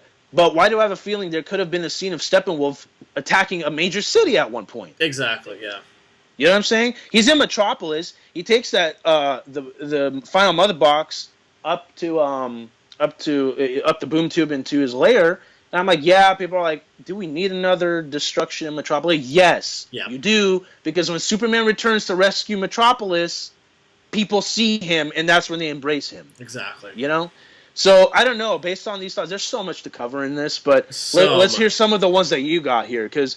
You have to admit, some of the stuff I brought up was pretty good from what I've heard. There's a lot of stuff. I mean, there's a lot of just breaking into the Kryptonian. The color changes. Color changes. Absolutely. You've still got some of that Snyder look, and more on the stuff that was shot last year. But everything was so much more blue. Dude. A lot more blue. Yeah, a lot more blue. This time everything's like the final scene was all red. The final battle's all red. But there's a lot, like, just breaking into the Kryptonian ship. I think Cyborg's dad was meant to help them in breaking into get into the the scout ship, the Kryptonian scout ship. There's a lot more additional dialogue with Flash and Aquaman. And yeah, getting Superman's body. Obviously we went over that. Getting Superman, but yeah, big one was so Cyborg was meant to have a premonition during the countdown when Flash is supposed to be running towards the Mother Box, and during this countdown, he was meant to see events such as the end of the Justice League, the Nightmare World, and a tease of Darkseid. And I would have loved to see. We were meant to get that, and obviously flashbacks of the future. People complained about the nightmare scene about being apparently we were supposed to get another one of that nightmare sequence. Yeah, but we were supposed to get another vision of that apocalyptic world. That's it, and it's just it's a more of Zack does like more of the flashback style of storytelling where you can sort of jump around a bit, and I enjoy that for the most part. But I know a lot of people have issues with it. Like they think it's more about setting stuff up in the future rather than focusing. Now let's tell you again why I trust this leak that went out. Yeah, because this guy nailed word for word. The parademons steal the Star Lab scientists. Yeah. And once I heard that and saw that in the movie, I'm like, this guy's the golden ticket. This guy probably got fired from somewhere now, but the guy clearly knew what he was talking about. Yeah. And this was months before the test screenings happened. Way before, yeah. Yeah, so I'm going to, trust me, you might make a follow-up video talking about your own thoughts about the differences. I'm going to send you that link because I want you to look at that stuff, man. Yeah, but so much stuff. But the question is now, do you think there was more Hans Zimmer themes in there at one point? I think absolutely. I think well before Danny really came in to really work his own stuff into the film, I think absolutely there was a lot. But I don't mean temp. I mean like final score though. Final score. I think. Do you think Danny would have included more had he scored the Snyder movie? It's hard to say. I think if Snyder had been maybe more on board, then, of course there would have been. Yeah, of course there would have been. You needed that thematic continuity, but I think Joss was like, no, we have to, because it's when they enter the scout ship, we hear the Krypton score from Man of Steel. Yeah, but it's so short, dude. It's very short. Like the first time it got me, boy, like, oh my god, we're gonna hear this. Yeah, and we didn't. That's so, it. But then the next. It wasn't even a rescore. They just popped in the CD and just imported it, probably. Yeah, exactly. Probably. Because they even say it in the credits, "Krypton" by Hans Zimmer. So it's all not even there. a new thing. It's in there. Yeah. It's like the next Superman related music that we hear after that Krypton score is the John Williams theme. The John Williams theme, which worked great by the way. It worked awesome. I mean, I love the John Williams theme, but it's like I think that's very clear from like Joss that like, hey, we've moved on from. The Hans Zimmer Superman, we're moving. Bad choice, in my opinion, to be honest. Bad choice. I mean, I love the Man of Steel score, but it's like, I think that's very much Joss going. Like, we're moving on now. We know you haven't liked people. We know people haven't been fond of the interpretation of Superman in the past, so we're moving forward and we're bringing back the history of Superman that you're familiar with and that people find a lot of. But to be honest, with a lot of people that enjoyed the Man of Steel theme, said it was.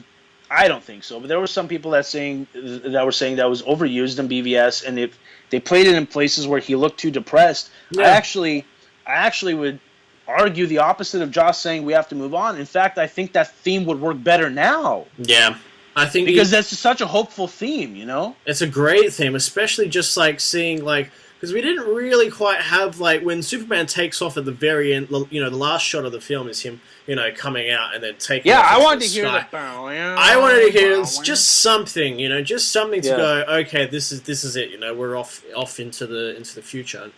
Yeah. Well, since we're on the score there, and I know it's a funny topic, but we got to mention it. We have to mention this. We got to mention this for the listeners. Tell them what you told me last night. I think this is pretty funny to mention. Oh, guys, the fan base is getting crazy. Not only because it's been crazy already, but wait until you hear this. Fire it away, man. Oh, what was it? I gotta. the Junkie XL petition, man. Oh, that's right. Yeah. So now apparently there's this big petition now for a Junkie XL re-release, rescoring of the film for the home release, and it's just the craziest. Get the hell out of here! What's wrong with you? Do you honestly expect Warner Brothers, who have spent $300 million, including the reshoots, on the production of this film, to fund Junkie XL to rescore the entire film from scratch? Like, you're crazy. And by the way, I should mention, for people who are not, who are not as versus the film world as we are, because we make movies and we get the post-production side of things. Once a movie gets released, that's it. Even before then, they're already starting to work on the home video release. Yeah, there's no pause. They're starting. In fact, they start working on that stuff while the movie's still in post. So that's the thing. It's you really think they're going to rehire Junkie, who has explicitly went on Twitter himself and basically said, "Yeah, I was let go." Yeah. Yeah, it's ridiculous, man. It's like, in 3 weeks' time, we're going to be hearing home release stuff, right? Like, it does not take long now for home release stuff to start. Like the special editions and the steel books and things like that. That's it. I think. Which again, another pro to this movie. I can't wait to buy this. I cannot wait to own this on 4K or Blu-ray. Yeah, I cannot wait. Those color that Superman suit's gonna pop on 4K, dude. Like beautiful. Absolutely beautiful. But everybody, in the words of the great John Schnepp, man, everybody's got to just chill out. I think they're going to chill out. I mean, you got to chill out and realize you got a Justice League movie. Stop complaining and go to the theater. And if you don't like it, then that's on you. Go and enjoy please a Justice League movie. Yeah. Don't complain before you watch the thing, please. Just go in. Like the thing I always say about going into a movie that John Campion used to say was that you absolutely cannot go into a film with preconceived expectations. Well, you know what? That's the DCEU fan base, that's a lot of people. It's a lot of people. I don't want to. Again, we probably have listeners that are hardcore DCEU fans that are very loyal to this stuff. And are very decent people. Yeah. But there are those people that are just nutbags, dude. Yeah, you do. Straight up nutbags. Like, it's a very small percentage, but it's like...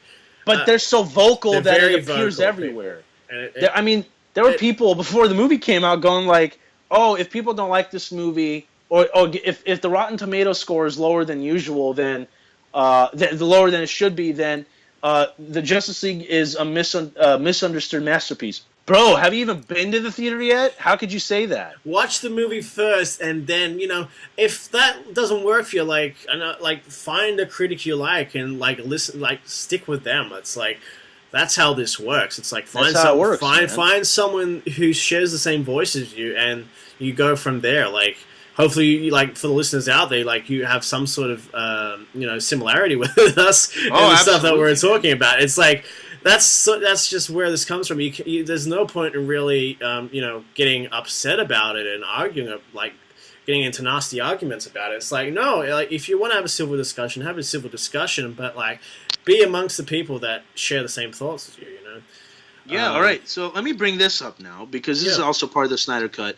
There was a pretty heartbreaking. I'm sure it's all over the online now. I posted it, I retweeted it and stuff. There was a pretty heartbreaking. Vero message exchange between Zack Snyder and a Man of Steel BVS Justice League fan. Well, Zack was pretty. He's like, I haven't even seen the movie yet. He hasn't seen the film. He hasn't seen the film. And yes, he has family problems. I get that, and we all wish him well. But he's going through his stuff. But part of it is it's not his movie anymore. So I don't think he really. And he's made that statement multiple times, guys. And that was the thing we've discussed about is as much as people were arguing whether this would be a Zack Snyder or a Joss Whedon film, I think it's a Warner Brothers film. It is a Warner Brothers film. This is a Warner Brothers film. Warner Brothers put this together. They're the ones releasing it. It is much more a Warner Brothers film than Joss or And there's Zack. Two things that I look at it that way. Let me make that pretty clear. There's two things.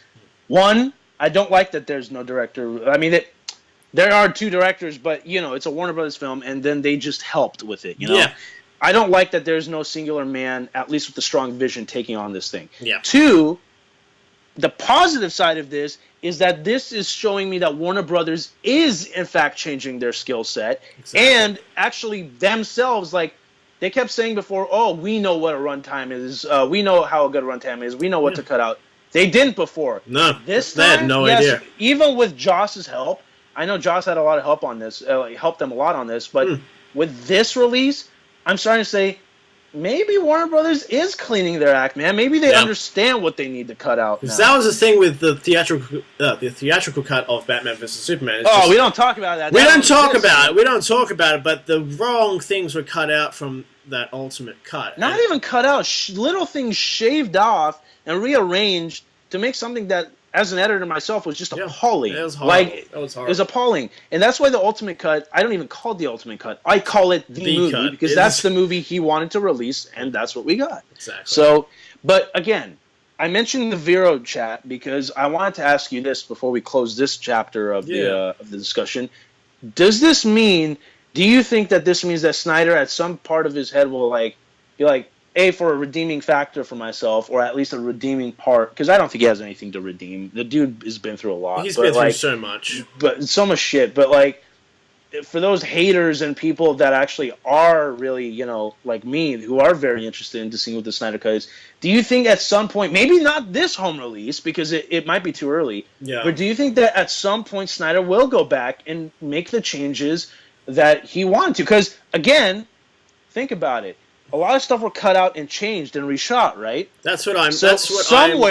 Somewhere in the vault is lying the Zack Snyder completed version. Yeah. Because, think about it. Maybe the VFX weren't done on them, but his assembly was at least done. We know he at least delivered a cut earlier, like back in December, January, very start of the year.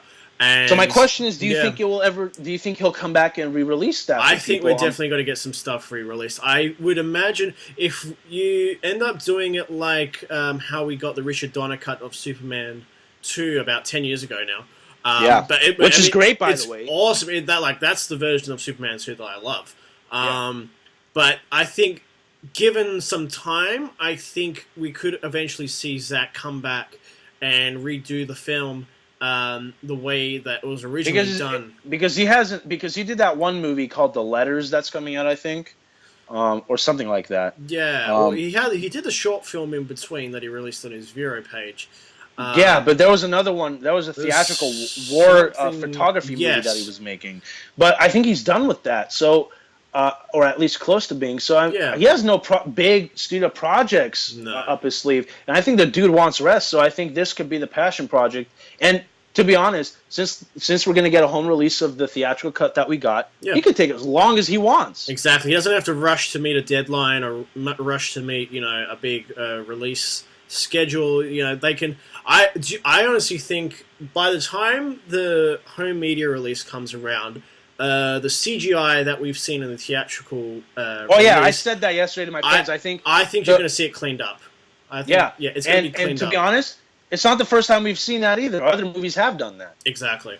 Yeah, so we're going to see the Cavill stash stash that's going to be fixed. I think some of the green screen stuff, they're working on it already. They're working on it. Yeah. So my question to you is, how many years do you think it's going to take to get that Snyder cut, or do you think secretly he is working on it? I think that could be that too. I think so, because we know there are a lot of scenes that have been cut out that had finished visual effects shots, and they're just sitting at the moment on the cutting room floor, and it's like, well, you've spent all this money on these VFX shots, you might as well put them in somewhere on deleted scenes, whatever, but if you can fit them into an extended cut, I think you could boost it, especially if it's finished visual effects shots, because one of the things everyone's complaining about is some of the rushed visual effects shots, and if you've got ones that are already finished, why not use them? They're there for you to use. Do you think? But the question comes out then, to ask you, and I want you guys, we should mention, we should have you guys comment down. Yeah, share your thoughts in the comments, guys. Do you think, how long do you think in between we're going to get a re-release? We might get an extended cut with the actual home release, but then do you think there might be an extra release with a Zack Snyder sole directing credit? I don't think sole directing. I think Joss will still be involved with that somehow. Joss's scenes will be in there, but I think because look, let's be honest, Joss's cut of the movie is the one that's the most complete. Yeah. So you're going to have Joss moments in there, and I don't think that's going to hurt. But I think that's the thing. It's when you look at the Superman 2 Donner cut, there are still some scenes that weren't shot by Donner. You know, the stuff that was originally shot, and there's nothing Richard Donner can do about it. It's just that at that time he had, because you know originally those two films were shot back to back, but yeah, you know, it's just the only footage they had was the stuff that Donner hadn't shot, so he had to use it. So yeah, and it's weird because it's weird. When I went to the theater for the fourth time yesterday, the second viewing yesterday, I actually took a screenshot of the screen when it says directed by Zack Snyder on it because A, it's special, and B, I had twofold feelings about it. One, it's totally his movie because he's the one who conceptualized it. His name's going to be on there. Two, it's as much as I credit him for this movie, as much as that name deserves to be up there, some part of me is like, it still doesn't feel earned because it's not entirely his. He hasn't. It's just he hasn't been on it for so long. But yeah, for everybody else, don't get this confused. Like, I feel like I don't think he deserves it. No, he deserves it. But my point is like, that name on there means a lot more than what we got. Yeah, like that name is the movie we got is not the name that deserves to be up there. No, exactly. You know? Like the name that deserves to be up there is the 2 hour 45-minute cut or whatever it is that we would have gotten hadn't he not had this tragic downfall that he had to sadly leave for. But that's life, man. But that's life. How long? Okay, so the question comes back. The final question for you is: when do you think we're going to get that? And do you think he's working on it right now? I think he's playing around with it. I think it's going to be something like we saw with again, because based on that message, I feel like he does feel a little bit of guilt, and I know a lot of people are going to be like, "Oh, you're reading too much into it." No, dude, the dude feels guilt. Yeah, he wouldn't have messaged that hadn't he not. Like think of it this way: it's like how long did Ridley Scott spend on getting the final cut ready of Blade Runner? Years and years, and I think eventually we are going to see Zack toy away with this and get this ultimate edition. The ultimate edition. Even if it's just like the Black Freighter cut of Watchmen. It's just the stuff's not quite finished in the Black Freighter cut, but it's still like. I think eventually we're going to see Zack really come. I don't know how. I think at least. It's going to be a while. It's going to be a while at least. We're definitely going to get an extended cut of sorts with the home release. I think that's a given. But yes. I think so too. Yeah, but whether that includes more Zack stuff or it's just going to be a bit more. I'm sure it will. I think we might see some more Zack stuff. I think the extended cut is just going to be more time spent on fixing the effects and CG. But and not even that, but there's stuff in here that didn't breathe that well either. No, like you need as an editor myself, like I know how important it is to let stuff breathe after a conversation. It's just stuff just snapped out of finger things really are just fast. a bit too lean, a bit too you want to keep things moving. The thing with editing films is you want to keep the film moving and everything, but there are times where it's just like you have to let it flow, man. Yeah, you need to let it flow. It's important to let the film flow a bit. But yeah, I mean, there's just so much. I mean, there's so much that there is to look forward to. Look, the main crux of it is, and I've said it before, I've gone back 4 times to the IMAX, and that's all it needed to do right now. At the moment, it had to get people in love with the characters, or redeem the characters on some people's eyes, bring them back to want to see it again and again, and want to see future character stories, and it did that. It did that great, and I think if we get an ultimate cut or the Zack Snyder cut eventually, I think there's going to be such a high demand. I think there's already high demand for it now. We're seeing posts about it now. I've seen there are posts about fans petitioning now. There's a new petition now to try and get a Snyder cut of the film, and it's like, I don't know. And again, let me mention, those kind of petitions, the ones I've seen that you're talking about, are not nasty at all. Those are people going like, we like the movie we saw, but we want more. We want more. That was the thing that I walked away, like the first time I saw Justice League,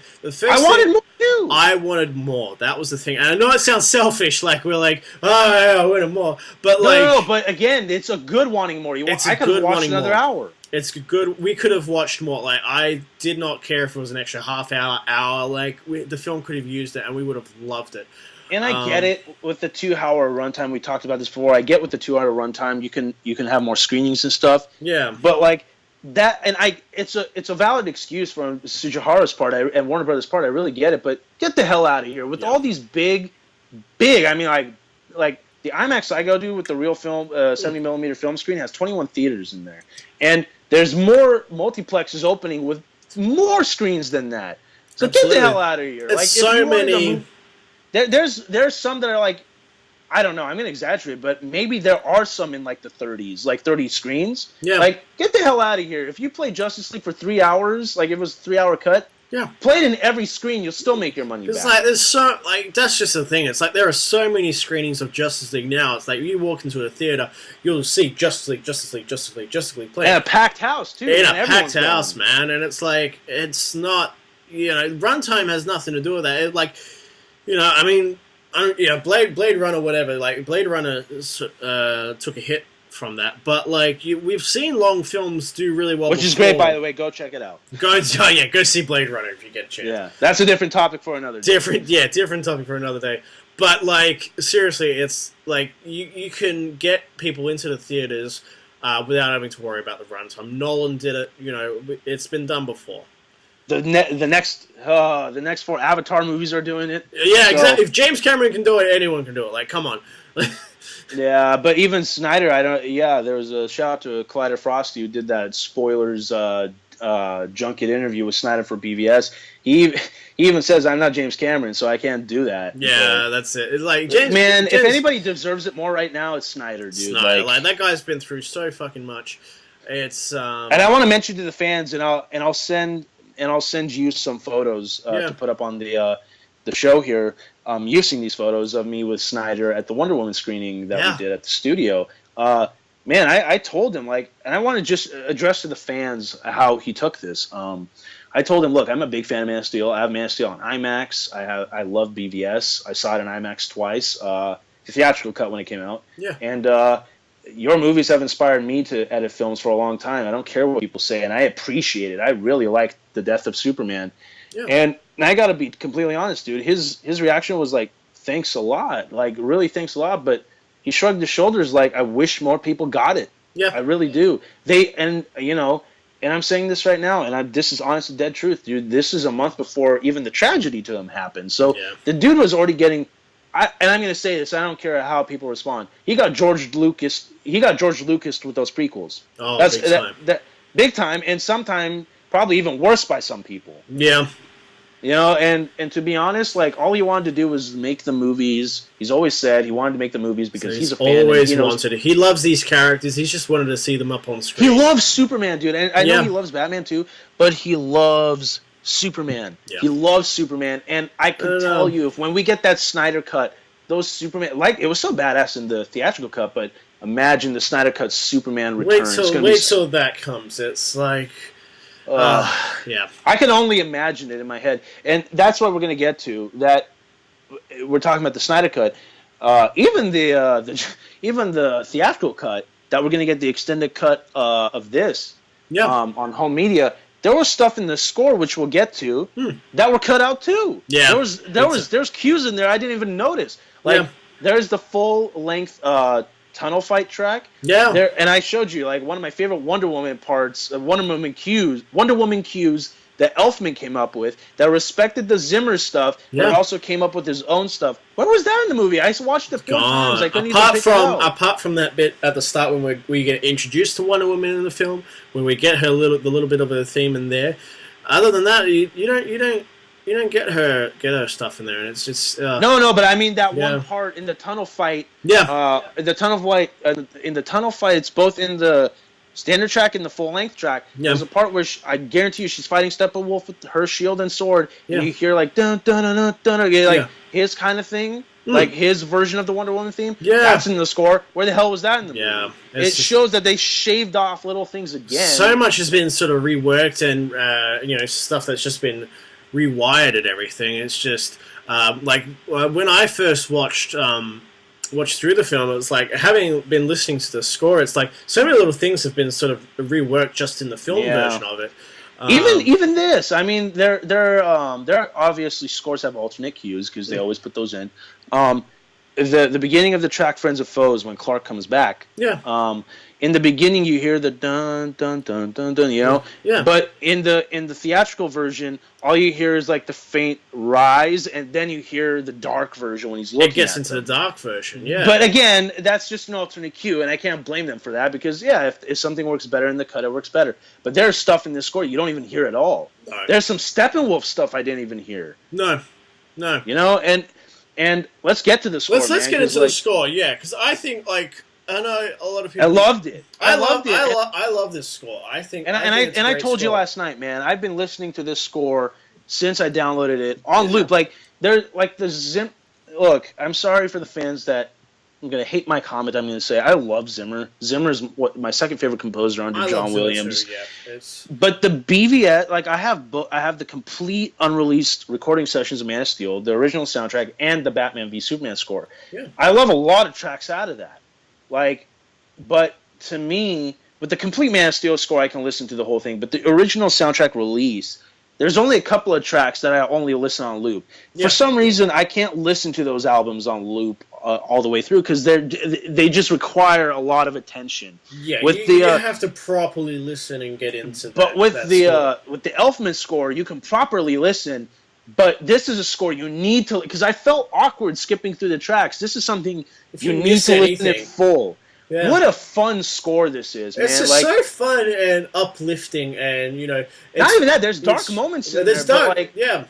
But it's such a fun score. Like I've listened to it on loop 3 times, and I'm so excited to hear the news that Danny Elfman's all in. He's coming back, and I can't wait for him to come back. Well, we don't know for what, but he's all in coming back, scoring future solo films and returns.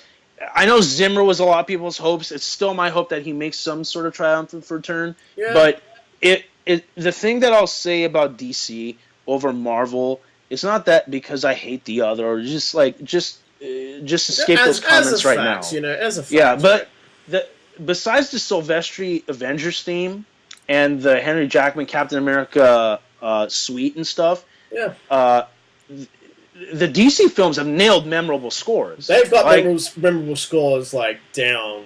Maybe the Justice League theme, the theme isn't as memorable as a lot of stuff, but the dun dun dun dun dun dun, that's all memorable. When you hear it, when they're coming down, the Danny Elfman score is hummable. Yeah. There's stuff you can hum to the tune of, That's it. It's like when the Justice League are coming down, they first arrive in Russia and they're, walking out and that hero theme plays. It's great. It's a great... It's awesome, man. Empowering moment.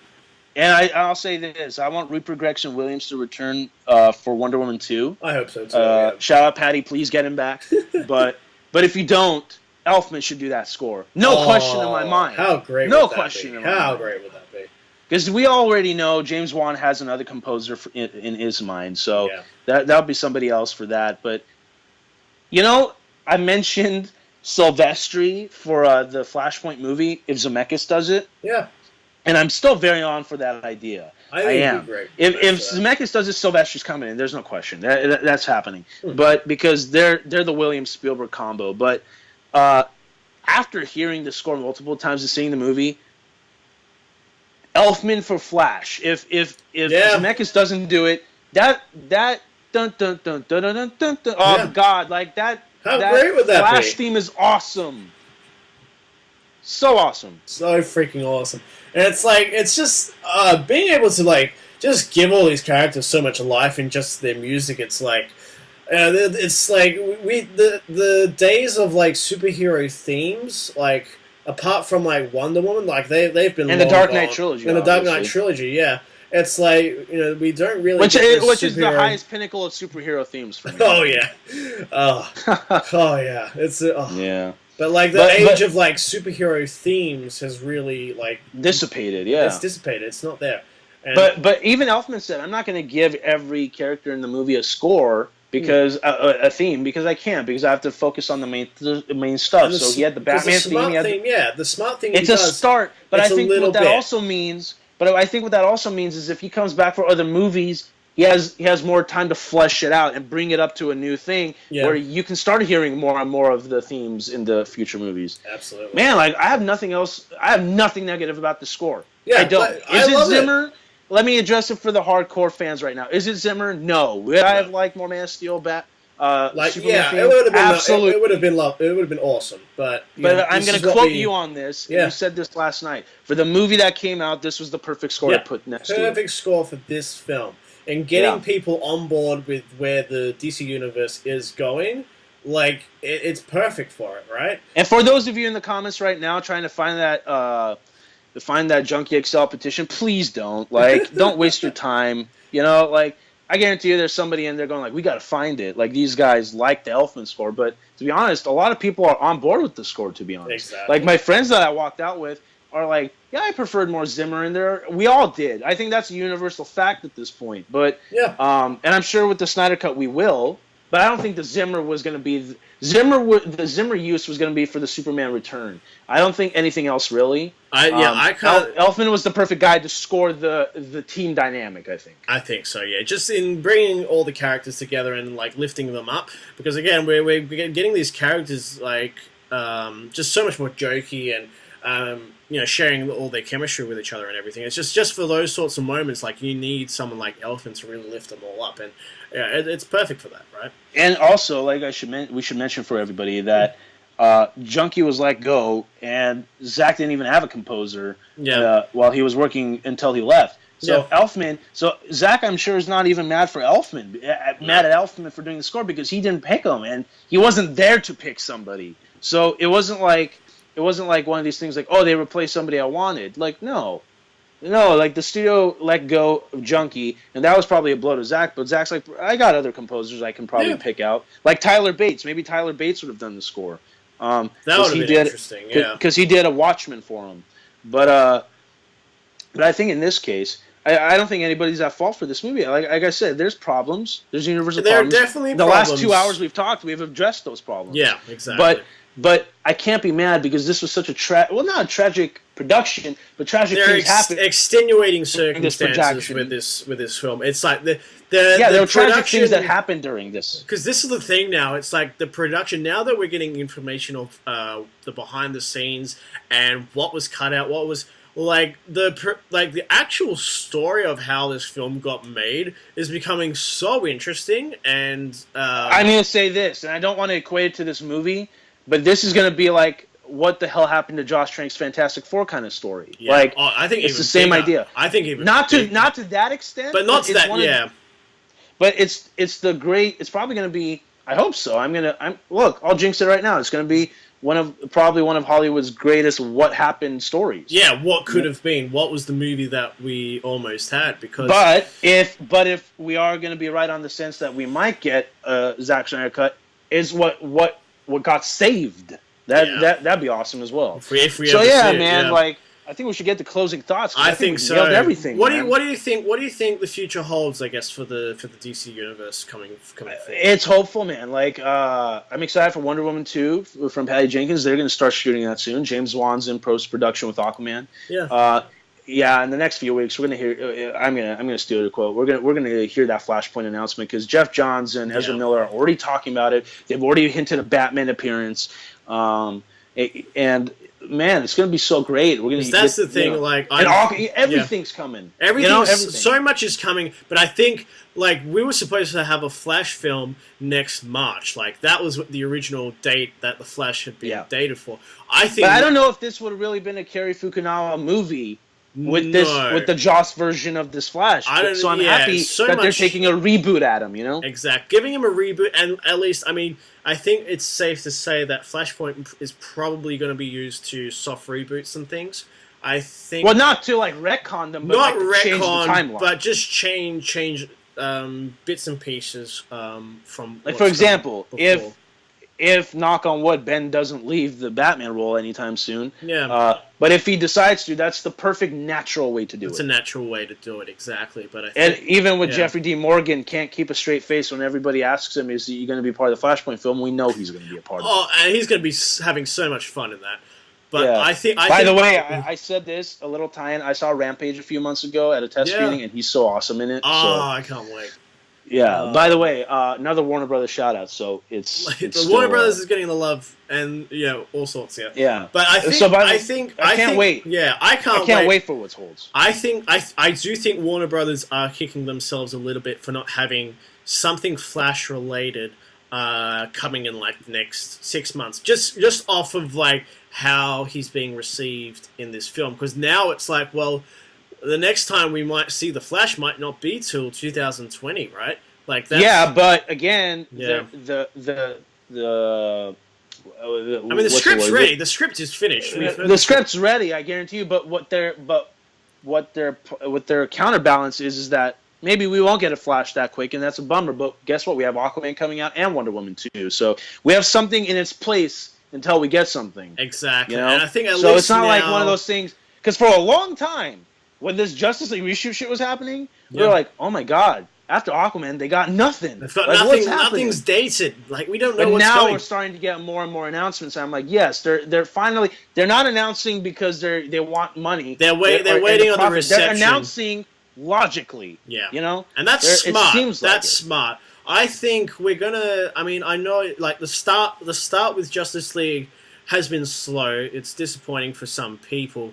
But we'll see how the home video release numbers do. I think maybe word of mouth. I think it's going to come down to word of mouth with Justice League. I mean, I've seen it 4 times. I know people are going to go multiple times. I'm going to be going again, and I think if people are going to be telling people, because all I hear, the thing is, all I hear from people coming out of it is that they enjoyed it. So I'm wondering, like, you know, if it doesn't, like, the thing was Batman vs Superman had such a massive opening, like the 166 million. Oh yeah, and the thing about Justice League is it didn't even come close. It didn't come close. But I think the thing that people are waiting for now is because Batman vs Superman made so much money off the bat, and then it had a huge decline after that. I think Justice League might be more on pace and may rise and be. I think there's a good chance at least that it'll get close at some point. It'll get close because I think what they're saying now is in order for the film to break even, it needs at least 650 to 700 million just to break even. Well, again, it just opened in Europe and Asia's and China, and it's doing very well in China, which is a big deal. It was great. That's a big deal. And hopefully, you know, crossing my fingers, hopefully it might bring some Chinese Transformers numbers. Yeah, that's it. Yeah. Bring in the Chinese audience because I mean, I think Wonder Woman was partially financed. Hey, by a Chinese if company. I know anything, Flash having Barry having a K-pop song in the background should help. That's gonna help big time. Like the fact that Barry's a fan of like Korean pop music, then. Yeah, that should bring him some. That's gonna get some Korean girls interested. At least fandom, you know. Yeah, there's gonna be turn some heads there, but I think, I thought it was funny. I thought that was cool, man. I loved it. It got changed from a skull to a K-pop thing, but I get it. Like, yeah, you had the little Rick and Morty thing in there, and like he's a nerd, dude. He's one of us. He's one of us. He loves it. We love it. It's perfect. He's the audience, right? So my closing thoughts on it. Yeah, what are your closing? Yeah, it's fantastic. I mean, we've addressed the problems. No need to mention here again. Yeah, it's fantastic. It's fun, I cannot wait to go to see. Yeah. Look, I'm not gonna lie. I'm probably gonna go see this again at some point. Yeah, absolutely. Because until Star Wars rolls around, there's nothing really that big besides the awards movies that are coming out. Which, by the way, I cannot wait for Molly's Game because that's so close. Oh. And Shape of Water, that's coming. Shape of Water, so soon. Yeah, that's so soon. So we'll have that to salvage, but those movies are going to be hard-hitting, gut-punching movies. So when I want to walk out and see something fun, Justice League playing, let's go back. Yeah. You know, it's going to be one of those things. So I think it's going to make great money. And to be honest, it's the only movie that's going to be occupying IMAX screens until Star Wars opens. That's the thing. So they're going to be on that IMAX screen for a long time. You know, and there's so many sessions going around. They can't complain that there aren't enough sessions screens, for it at the man. moment. It's going to be. It's gonna be right. I loved it. All hail Lord Snyder, as the fans say, man. I love this film. I liked it when I first saw it, and then because when you're going into a film the first time around, it's like you don't know what to expect, and you're like, that's right. You're sticking out. You're looking at things to keep an eye out for and everything. But then the second time around, I loved it so much more the second time around. It was just it's awesome. Man. It's awesome, man. It's just more and more. It's like cool. You can just sit back and watch a Justice League movie. It's and the fact that it's not over yet, the fact that we're hearing rumors of a Snyder cut and the extended cut. There's so much more of this movie we haven't gotten, and so much more behind the scenes stuff we haven't gotten. That this is just the beginning. This is just the beginning. There's so much more. We're gonna hear so much. And think about it. This I know they do this. I should also mention this. I know. Sometimes, spoiler-wise, they don't release like tie-in novels or the making of books and art of books. Oh, if they release like how this got made behind the scenes. No. They have those books, but my point is strategically, over the past couple of years, they haven't released books like that accompanying the movie until a few days or weeks after the movies come out. So when you buy it, there's spoilers in how they did certain scenes. There's going to be so much info in that stuff that we're going to learn.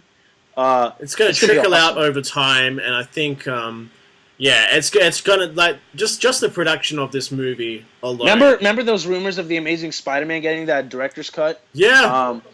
We sort of got that in the deleted scenes because Mark Webb's like, you know what? I won't recut the ultimate the director's cut. But if you want the director's cut, it's here. I gave you every deleted scene. There's like 27 minutes of deleted scenes there. There's a lot of them. But if that's possible, it's possible to reshape the movie as well. I think big time, yeah. There's so much there that can be worked with, and I think there's just so much interest right now in how this film ended up being put together and what was, and more stuff's going to come out, and it's going to be awesome, man. Like I feel like we're going to get some fan screenings with Q&As from different people as well. That's going to be really interesting. I really feel like Debbie Snyder or Chuck Roven might do some Q&As closer to award season. I know people are like, award season, really, Justice League?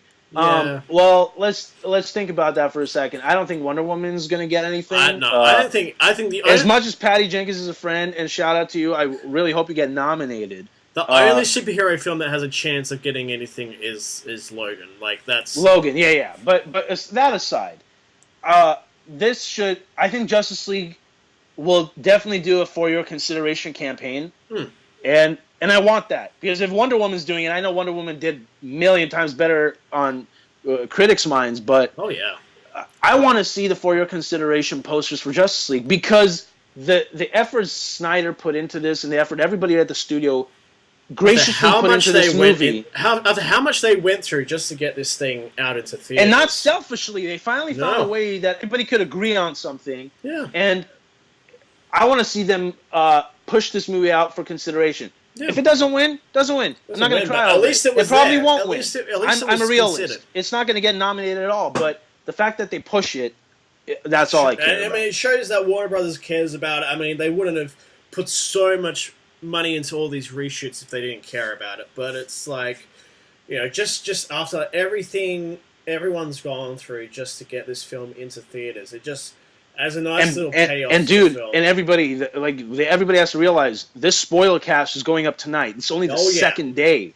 Only the second day, and we haven't even seen what the week holds yet. Exactly. I'm gonna be honest. I'm going to Lucasfilm for Thanksgiving. Yeah.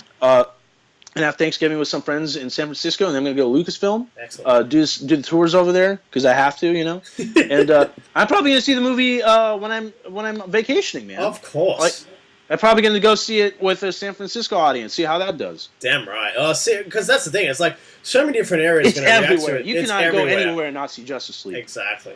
And just having because all the audiences I'm seeing this movie with now, everyone just seems to be having a good time. Like people that did not expect to be laughing in this film are laughing, and because there are lines that are just genuinely funny, and it's like nothing forced, Yeah, it's obvious that everyone's having a good time. Yeah. Second to last question. This is the big breakout question. Yeah. We know that we're going to get a lot of trailers for Thanksgiving.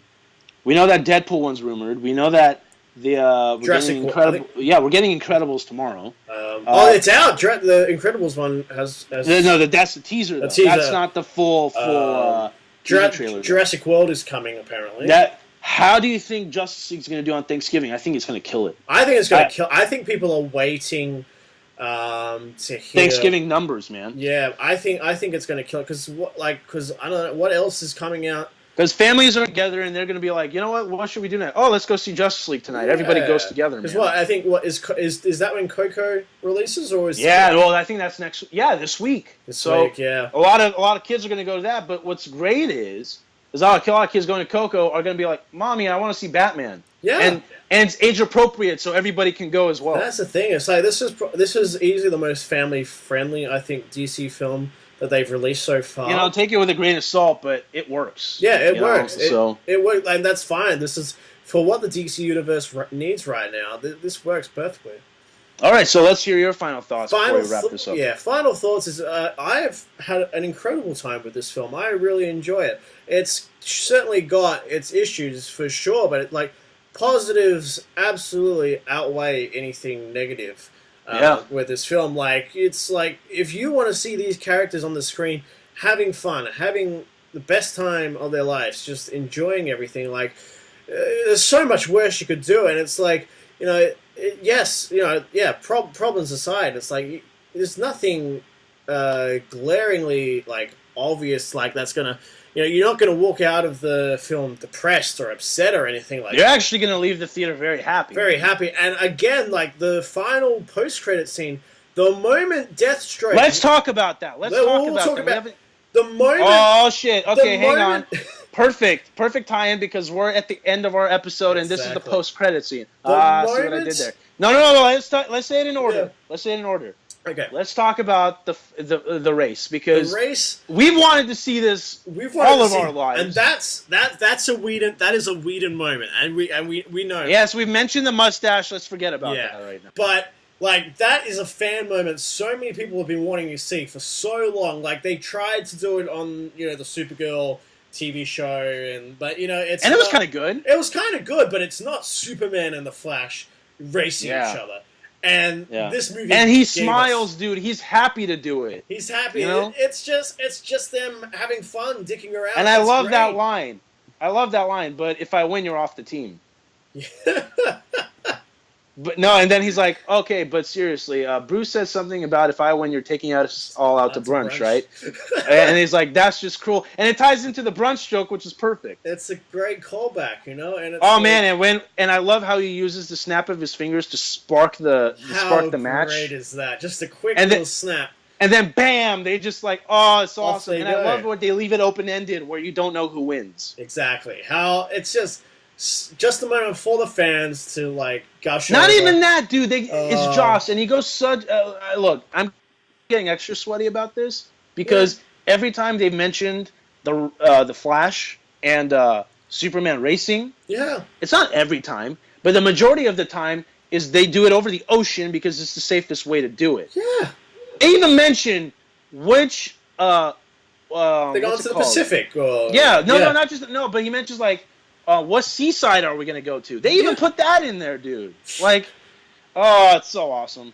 It's just so cool. There's so much love here for DC fans and just movie fans in general, right? It's just this is the first time. It's a monumental moment. The first time we get to see all these characters and all these moments sort of play out on the screen. It's and now to segue for something that fortunately wasn't cut out that everybody bitched out about. That Zack planned about. Segue to Lex Luthor and what we. Oh my God! The moment that Deathstroke steps onto that boat, the amount the fan reaction of in cheers, the amount. The reaction is I don't think I've seen a Marvel post-credit scene get not that even sort that, of dude. reaction. It's Joe Manganiello. Yeah.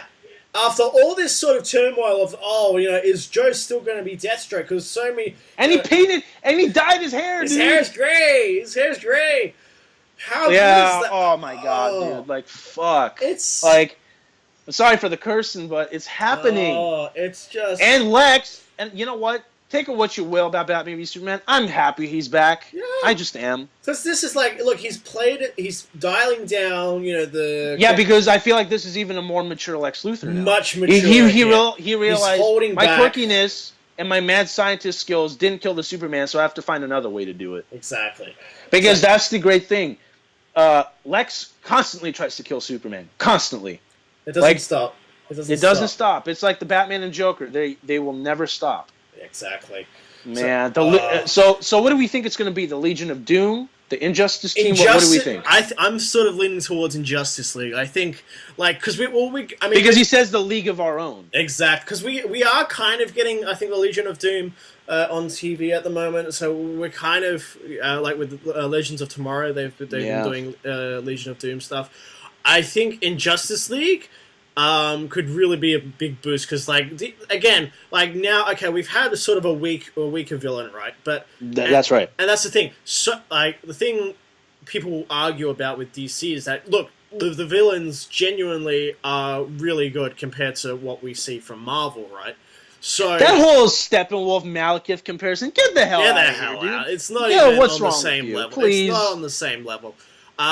But look, and shout out to Zack Snyder. This is the storyboard he teased while drawing in the Batman glove, man. Way back last year, man.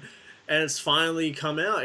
Like, I'm so glad that they stuck with it. They doubled down on Lex Luthor and his ship is called the Icon, dude. How good! Like that's such deep cuts to the point where his ship is actually called Icon from some of the comics. And I know some people are going to be like, "Oh, maybe it's just called that," but I swear to you, I remember something like that. That's from the comics. Yeah. But like, where were they? That's what I want to speculate. Where do you think they were? Because it looked like some harbor, but it looked like Asia. They were not in Metropolis. They were nowhere near Metropolis. No, because notice even the women around him were all Asian, and that it might sound racist to people, but it looked like an Asian harbor to me. I wouldn't be surprised if he's been. Plus, Lex has to hide out of the country. He escaped prison for all Well, okay. Because think about this then. Like, if he's in Asia or something like a worldwide, he's bringing people overseas to meet with him. Like, apart from like Ra's al Ghul, which please, like, if Ra's al Ghul ends up meeting up with the Lex Luthor.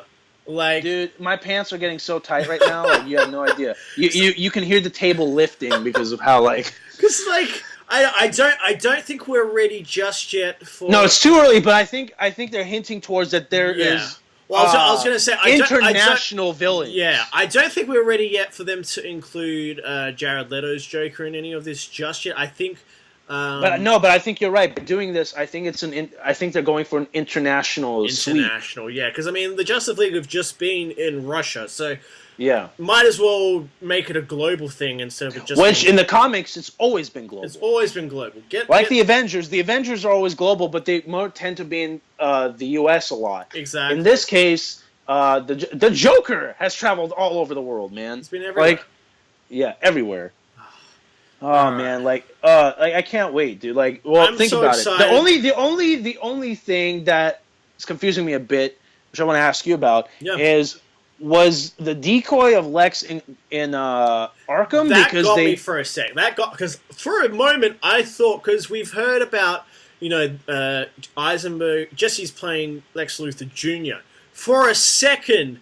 I thought that was the guy. I thought that was Lex Luthor Sr. for a moment. I thought they might have pulled. Hey! Yeah, and it still could be. We don't know. Still could be. He's really screwed his father over after everything. Because again, think about it. He still says Luthor. He doesn't say anything else. Yeah, he only says Luthor, man. And why would ordinary guards be working at Gotham? I don't think Batman would allow that, or at least at Arkham Asylum, Batman wouldn't allow that to happen. No way. And so it's like now it's like, holy crap! That's what's pissing me off, dude. Now you need Ben Affleck more than ever, because you're tying all this shit together. And I said this in my non-spoiler review. It's like, if this is I watched it. Great job, by the way. Thank you. Awesome. I appreciate that. It's like, if this is like a swan song for Ben Affleck's Batman, it's gonna feel bittersweet because now we've really sort of started to see him become the Batman that so many people had. Many people now wanted. that we're here on Spoilercast, I want to mention to everybody what my thoughts were. He said he has one more graceful exit in him, which I mean, he wants to find a way to exit his Batman in a graceful way. I think I read into that he has one more. Yeah, I think he had so much fun on this. He's like, all right. I'll do one more, but with the right people, the right writers, and I'm not going on until from the start, from the very beginning, not changing directors. He's like, I'll be on call, but once you guys are ready, then call me. Exactly, then I'll do it. And please, Matt Reeves, please, like just consider, I think we just really want Ben to have that one movie that everyone just went, okay, that was the Batman from Ben Affleck that Reeves could definitely make that Oscar worthy, man. So, big time. The way he's compared Batman to Caesar is just awesome. See, exactly. It's like there's so much potential with having Matt Reeves behind the helm. And why would he compare him to Caesar if the Batman he was talking about wasn't old and world weary like Ben's is? Exactly. Think about it. All right. Oh man, but let's wrap this up. Your final thoughts, because we got sidetracked with those post-credit scenes, but they're just too awesome. They were too awesome not to talk about. Man.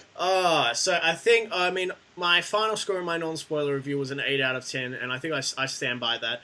It's still a film that, yes, despite its flaws, mine went higher actually. You went higher. What was your final score? Was 7.5. I'm gonna go with you. It's an 8. 8. Yeah, I'm happy with an 8 because it's I gave Guardians of the for example, I gave Guardians of the Galaxy 2 an 8 because that film has issues, but you can still have a lot of fun. But it has so much heart in it, dude. It has so much heart. But again, let's not talk about that now because people get mad at us. Just as an example. But final thoughts. Yeah, it's 8 out of 10 for me. Seems right. I think there's no way it'd be impossible to walk out of this film not at least having enjoyed yourself in some way. No, yeah, you're gonna definitely enjoy this. And again, if you stop the midway because of the spoilers, come back and just listen to what we had to say because I think we covered a lot of tracks. We covered a lot of tracks in this. We covered pretty much the whole film. I think we went longer. We've gone longer than the length of the film. Beat that fat man on Batman, So step it up, Kevin. Which, by the way, I'm very excited to see what they think. So I'm very excited for that.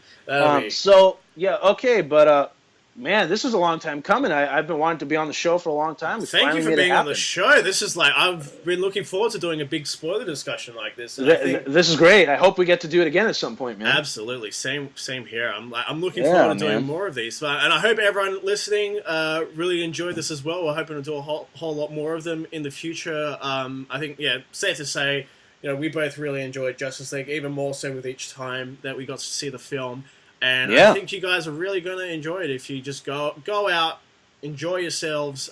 Just don't worry about what people are saying. Go and make your own decisions for yourself. Yeah, I mean, I post all my opinions about it on Twitter. So if you guys want to follow me on that, it's I'm a film editor. It was the I'm the film editor, but it's now I'm a film editor on Twitter. I post all my film projects, my IMAX collabs, my opinions. John's there all the time. It's awesome. It's great. Instagram is I'm a film editor as well. It's gonna be great. And on YouTube at the Filmmaking and Fandom Station. So follow me on there for all the latest news and project updates I got. And thanks for listening, guys. Thank you, guys. And of course, you guys can always follow the Mono Report at the Mono Report on Facebook and Twitter. And make sure you do subscribe to the channel for more incredible spoiler discussions like this. Thank you so much, guys. Thank you for tuning in. We'll see you next time.